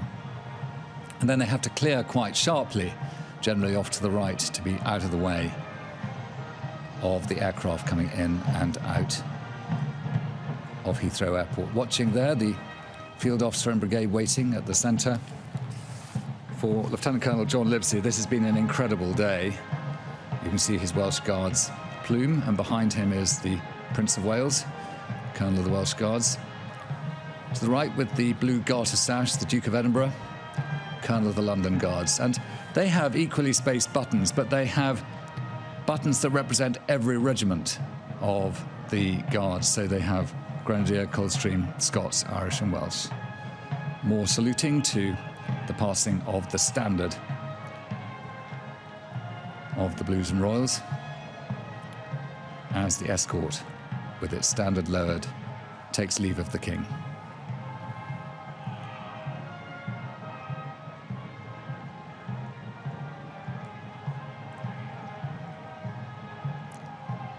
And for all these horses, back to Knightsbridge Barracks, where the dismount will take place, and for these troopers and their non-commissioned officers and the officers a chance to make sure their horses are fed, watered, put back into their stable. They've certainly had enough exercise, but tomorrow morning they'll need more exercise, and they'll have to be here again for that. The bond that creates great strength between a trooper and his horse is very profound to witness.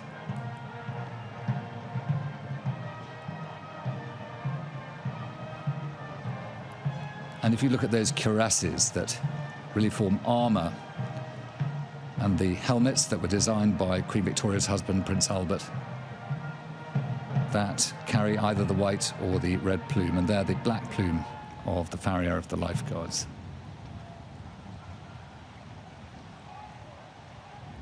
Shortly the King will turn and enter the palace.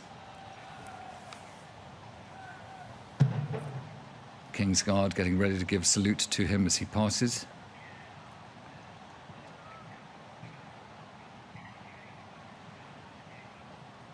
The crossed drumsticks from the 2 drum horses as the drummers salute the King.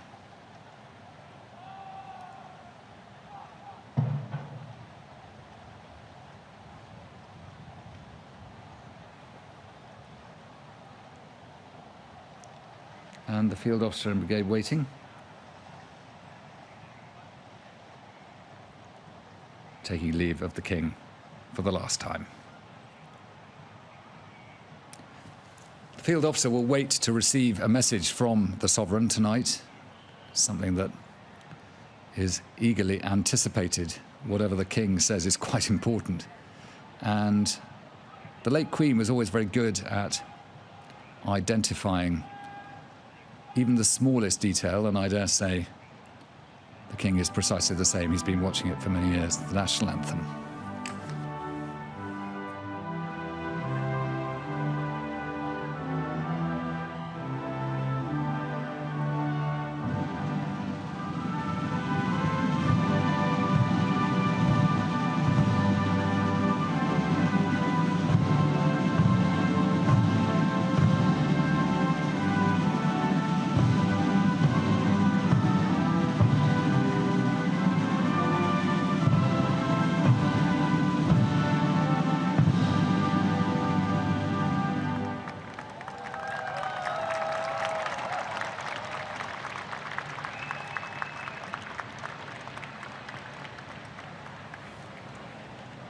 A cheer for the crowd for all the work that the armed forces have done today, and the salute still being given there by the escort to the colour, who are saluting members of the royal family going in. On the right-hand side there, they wait now for a changing the guard ceremony to start, where they will take over responsibility for the guard in Buckingham Palace. Meanwhile, the last parts of the procession leave, and Mr. Stokes walks forward to the centre of our picture with his pace stick. And that was the King's birthday parade, and it was a performance of the finest excellence.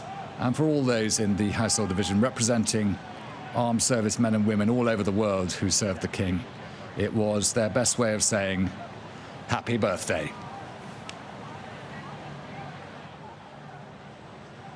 Alistair, thank you for your sterling work over the past couple of hours. Don't forget the Flypast will be at 1 o'clock.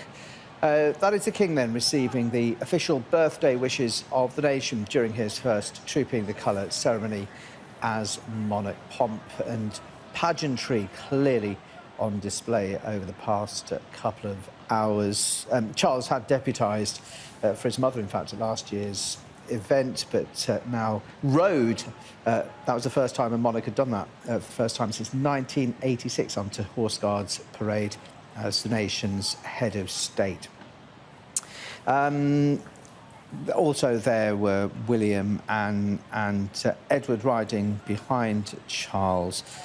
The Queen and the Princess of Wales were in a carriage. So plenty to see over the past couple of hours.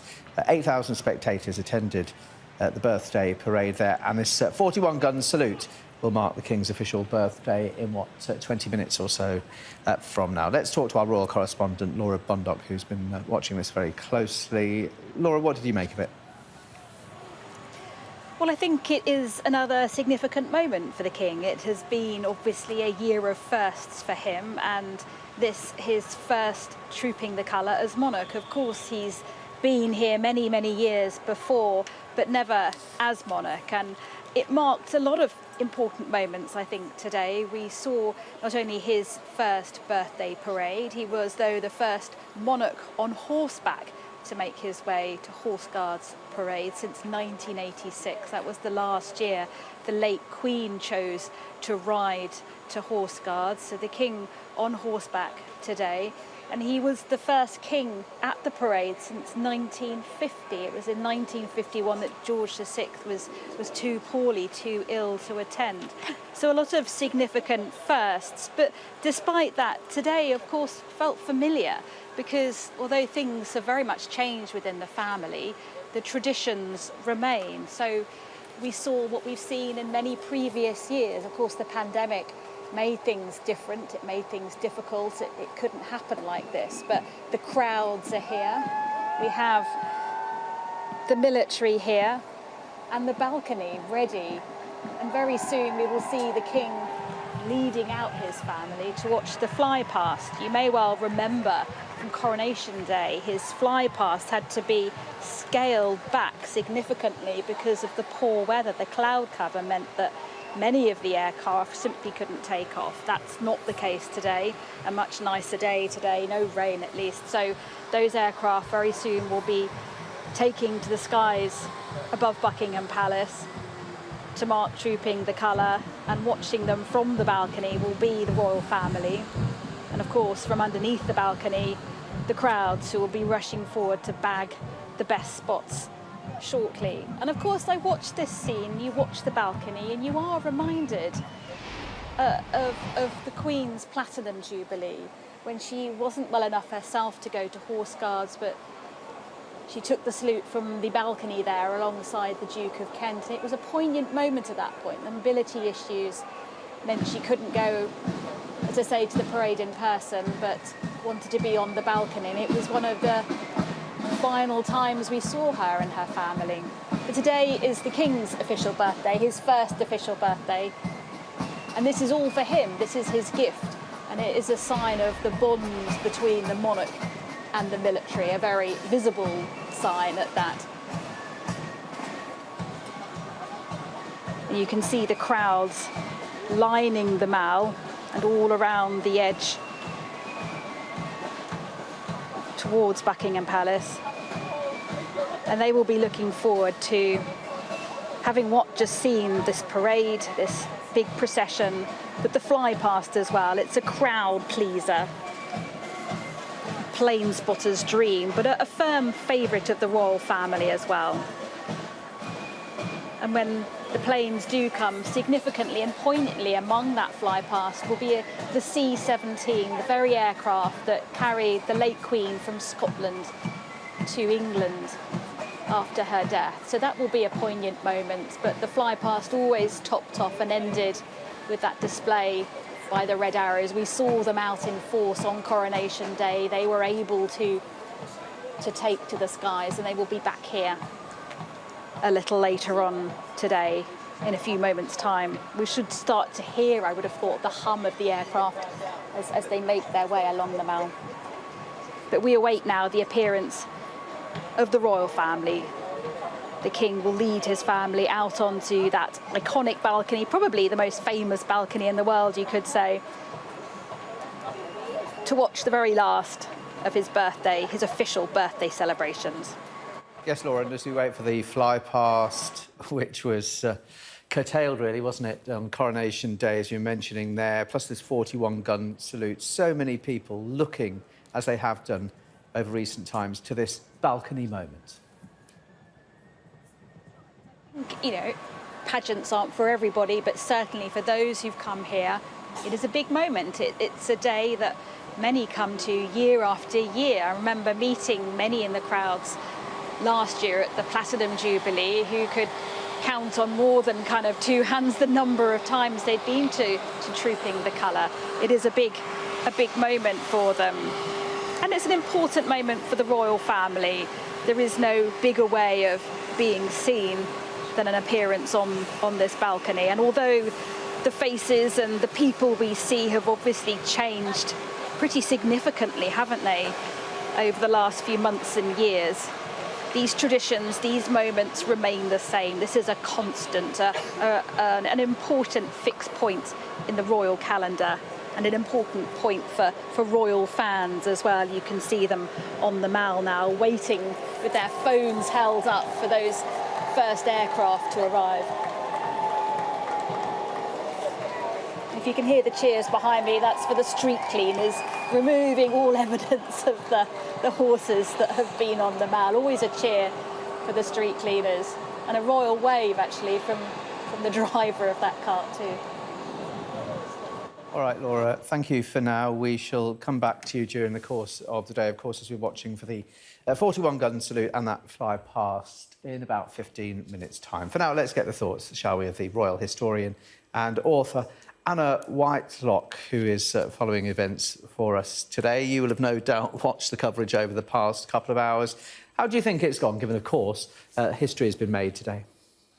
Yes, indeed. The first official birthday of the new King Charles. We are, of course, in a new reign. For many people, that's still something, I think, that feels unfamiliar. These big set-piece events are so ingrained in the national memory as being associated with the late Queen Elizabeth II. But here, King Charles haven't seen in the Trooping of the Colour on horseback herself back in 1986. So it's a big day for Charles, his first sort of outing, as it were, leading the family. And we see, of course, now the senior members of the royal family, the working members of the royal family, the King and the Queen, of course, the Prince and Princess of Wales, with their children, who are becoming, of course, a regular feature of these events and a real crowd pleaser. And the Duke and Duchess of Edinburgh, Sophie and Edward, key supporters for both the King and the Prince of Wales. Sophie, the Duchess of Edinburgh, was seen this week at an event with her nephew, Prince William. So a real key partner and part of the senior royal family herself. So, yeah, it is history making, as it is the King's first big event. But of course, it's also about continuity, about reaffirming the bonds between the monarch and the people, being seen to be believed. And we're going to see that, of course, on the balcony. So both very familiar sights and spectacles, but also very different ones. And as Laura said there, always the echoes of the past and that last balcony appearance of the late Queen Elizabeth II. Just last year, it feels perhaps like a long time ago, we've had a lot of big royal events. The balcony is ready. The family will come through. And I have to say, although, of course, the King is the most important figure today, I suspect that quite a few people are looking forward to seeing the royal children, and maybe in particular Prince Louis, and what faces and waves will he pull out the bag for today. So always a crowd pleaser now, and they are, those royal children, a regular feature of these big royal events. And that is the moment that so many look forward to, isn't it, if you're into these things, that balcony moment. And we recall, as we were discussing with Laura there, the Platinum Jubilee, and when the late Queen did come out, there was obviously speculation about her health, but then made that appearance to the delight of everyone. Yes, absolutely. And these balcony appearances, you know, they are crowd pleasers, but they are about sort of a statement, a visual statement of the monarchy. It is a sign of who are the working royals. It's a real sort of set piece of affirmation and presentation of the monarchy to the people. And while some people perhaps find, you know, the trooping of the colour not quite for them, or the sort of marching in the military, I think the balcony moment is perhaps what many of these individuals who have queued and are now crowded along the streets have come to see. So yes, it's those events, the balcony moments, that sort of signify, symbolise and cement that image of monarchy, and of course the bonds with the people. And you know, it's very important for the King and the family to see the people and be cheered by the people.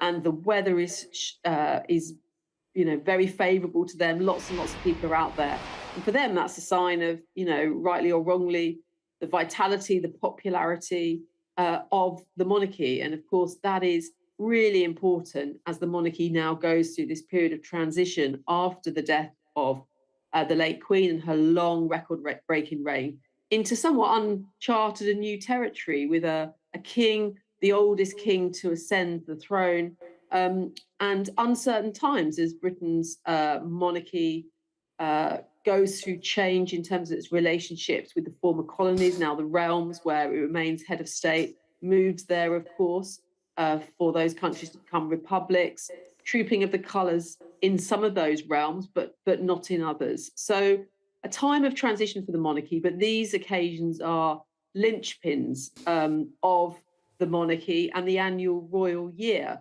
and important, of course, for all those people who have gathered there. And those people in shot now, of course, have perhaps got the best positions. They're going to be up close to the balcony. They'll be able to see who's on it. And I think any time now the royal family will appear.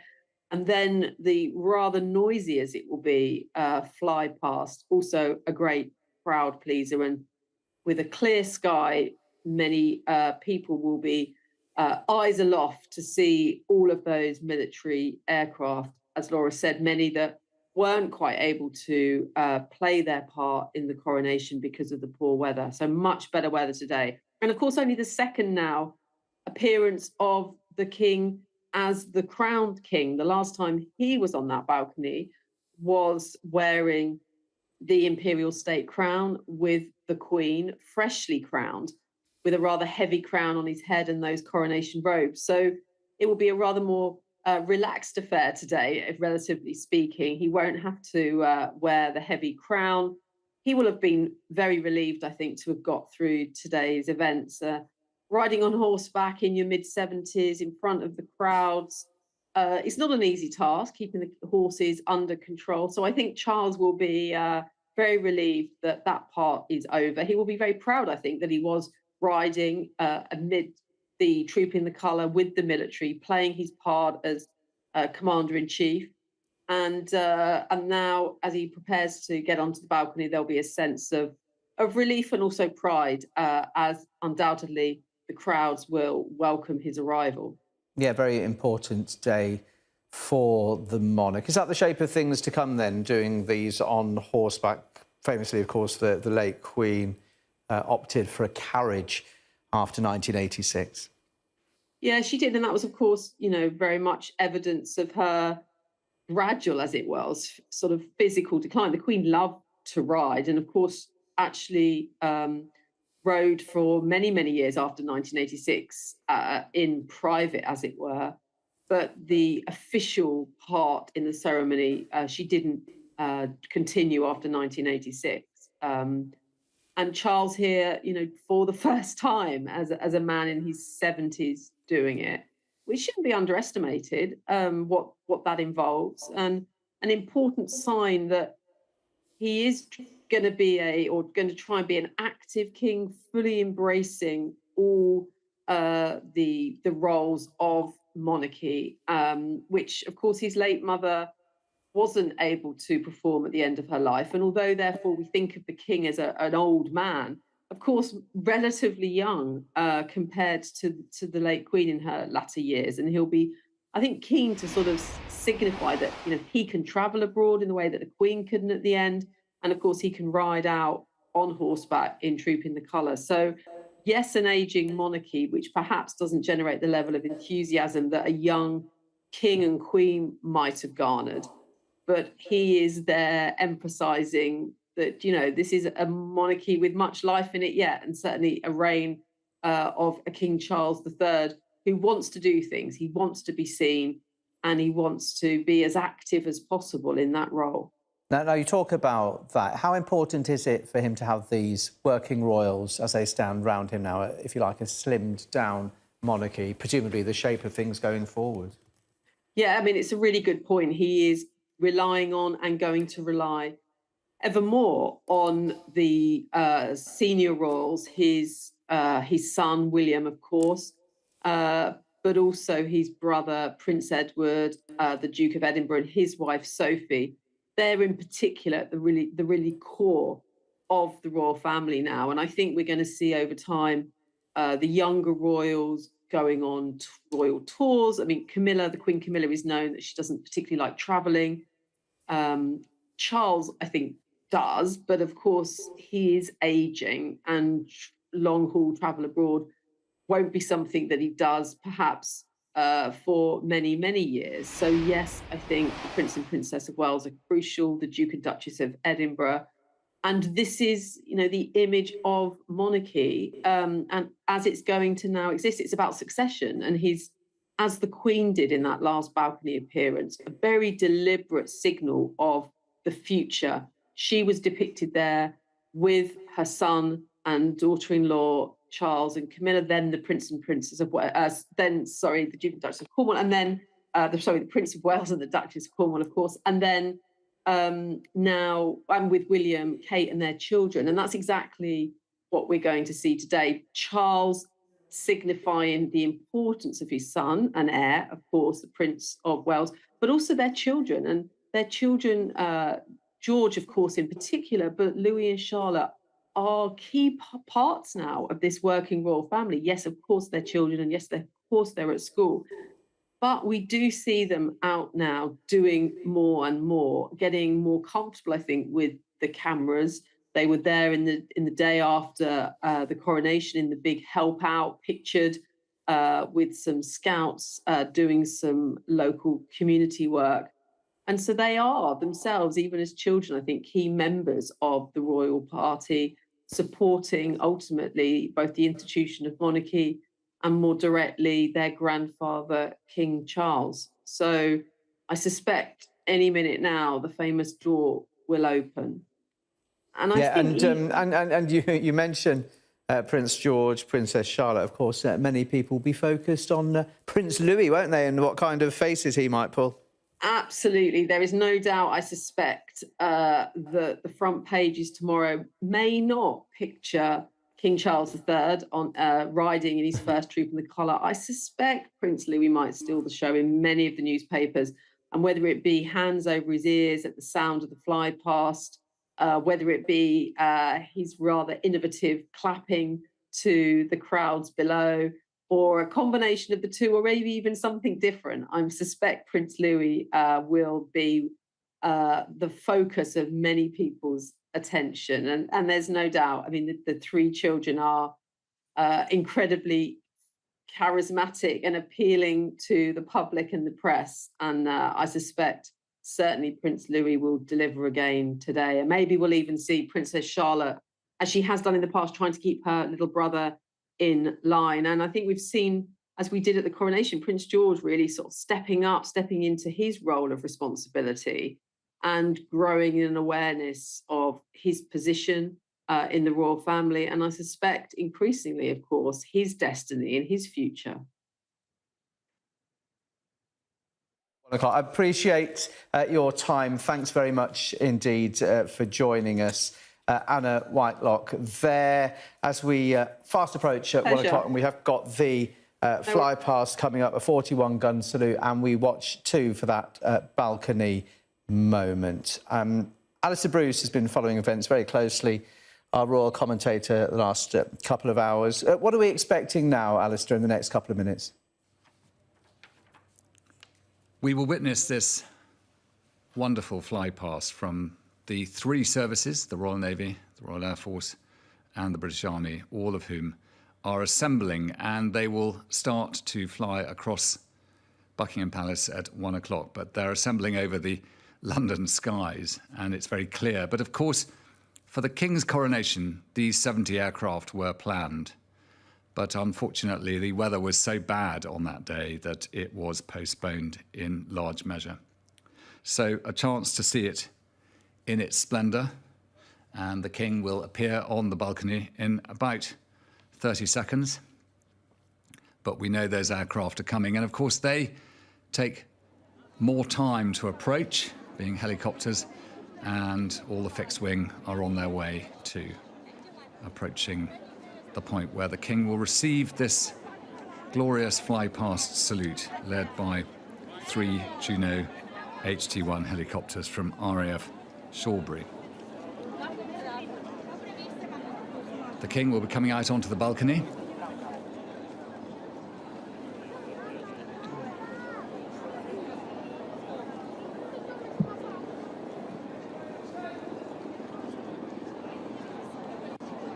With members of the royal family.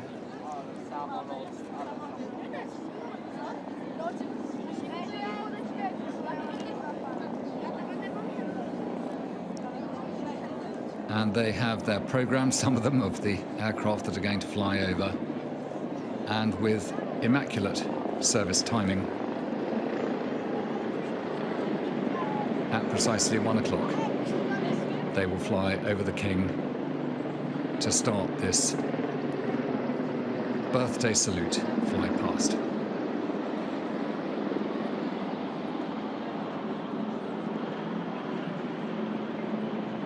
Seeing the Chinook there,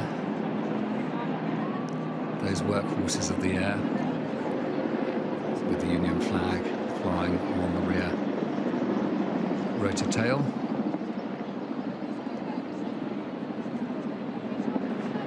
It's 1 o'clock, you're watching Sky News as His Majesty the King with the Queen and other members of the royal family watch the fly past from the balcony of Buckingham Palace.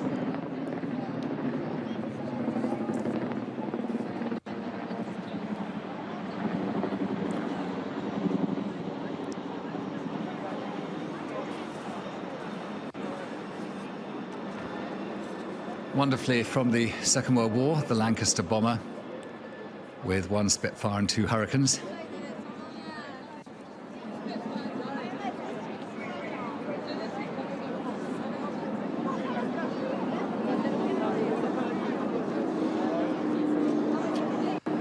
The Battle of Britain flight, maintaining that. And a pull back to see in the skies who comes next. That wonderful sight flying overhead.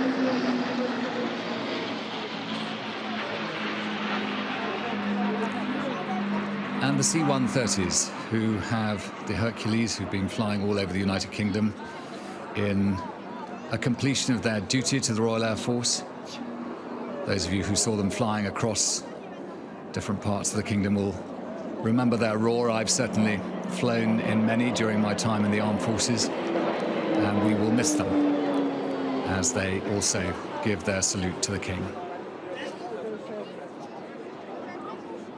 And we'll not see them again. They were due to fly over during the coronation, and even though they have officially gone out of service, they were allowed to take part in this occasion because of the significance that they represent.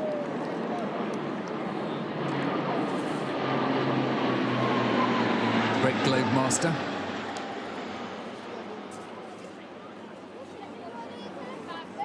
Massive aircraft.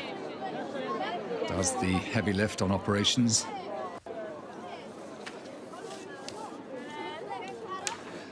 Known as the C-17 Globe Master, which comes from RAF Bryce Norton. Royal family getting that great roar as it goes over. The RAF Atlas, and before it the RAF Poseidon.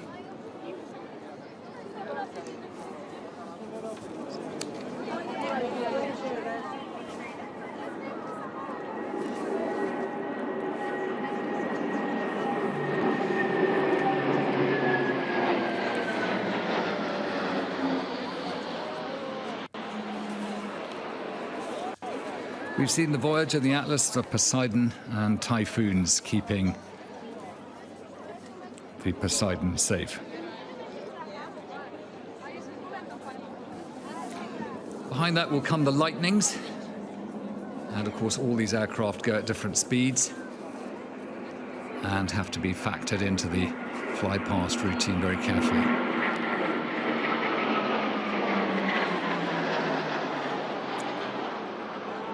And as with all good tactical flying, it's quite difficult to find for our helicopter pilot.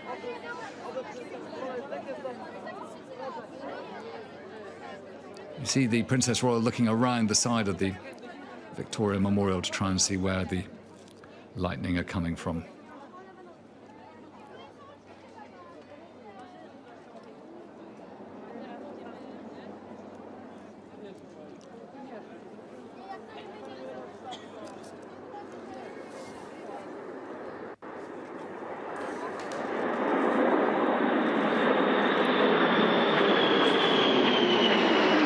Six Lightnings, F-35Bs, a great roar.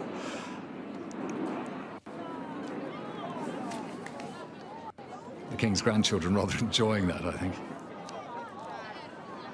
And then we've got 18 Typhoons coming, the FGR-4s,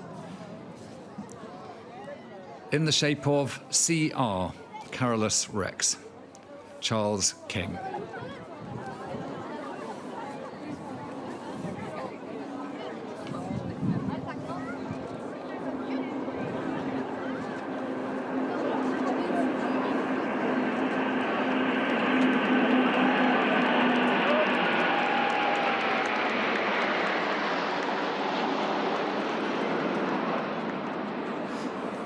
Again, one shouldn't underestimate the effort and practice and rehearsal that members of the armed forces have put into this celebration of the nation in the person of the King's official birthday. Lastly, 9 Hawks from the Royal Air Force aerobatics team known as the Red Arrows in red, white and blue. And with an envoy for CC-1 in the middle.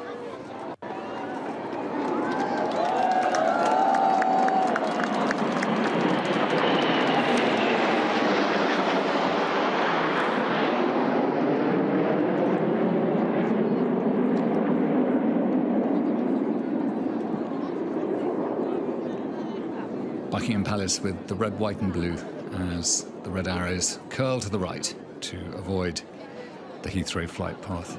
And for the King, the end of his first birthday parade as sovereign, where he took the salute from the 1st Battalion, the Welsh Guards. the national anthem.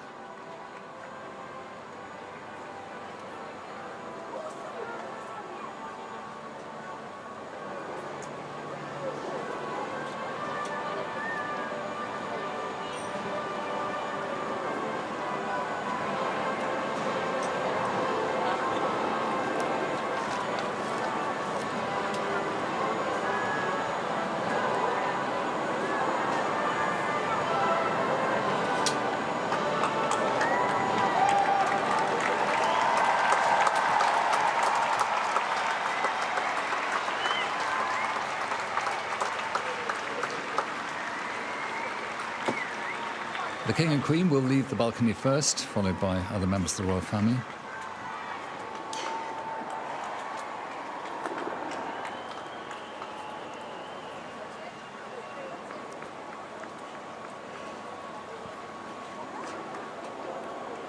Much of the front of Buckingham Palace may look splendid, but the building work inside renders much of it inside a working area, and much trouble has been taken to make sure that it's tidy for this occasion. We just saw the Duke of Kent heading off to the right. He has been Colonel of the Scots Guards for 50 years, with a stick today that was given by the regiment to wish him well. And the crowd have gathered after the King's birthday parade, and it's a wonderful end to a summer's day, which luckily wasn't as hot as it could have been, but in which we see to end the old guard and the new guard handing over. And for those on the right-hand side of that centre forecourt, their day of trooping the colour is not complete. They now go on guard for 24 hours.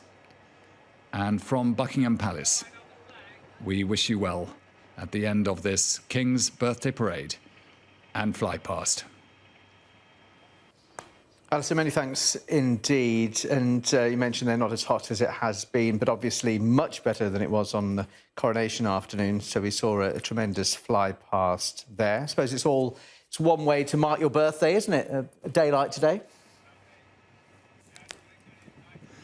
Well, I think so. It's a traditional way, and it was originally intended on the sovereign's actual birthday, and when Queen Victoria was celebrating her birthday, it was an appropriate tradition to bring out the idea of trooping the colour, which was to get the household division to do what they had done in battle and at times of war, and that is to troop what they treasure most, the colour of their regiment, in front of the sovereign.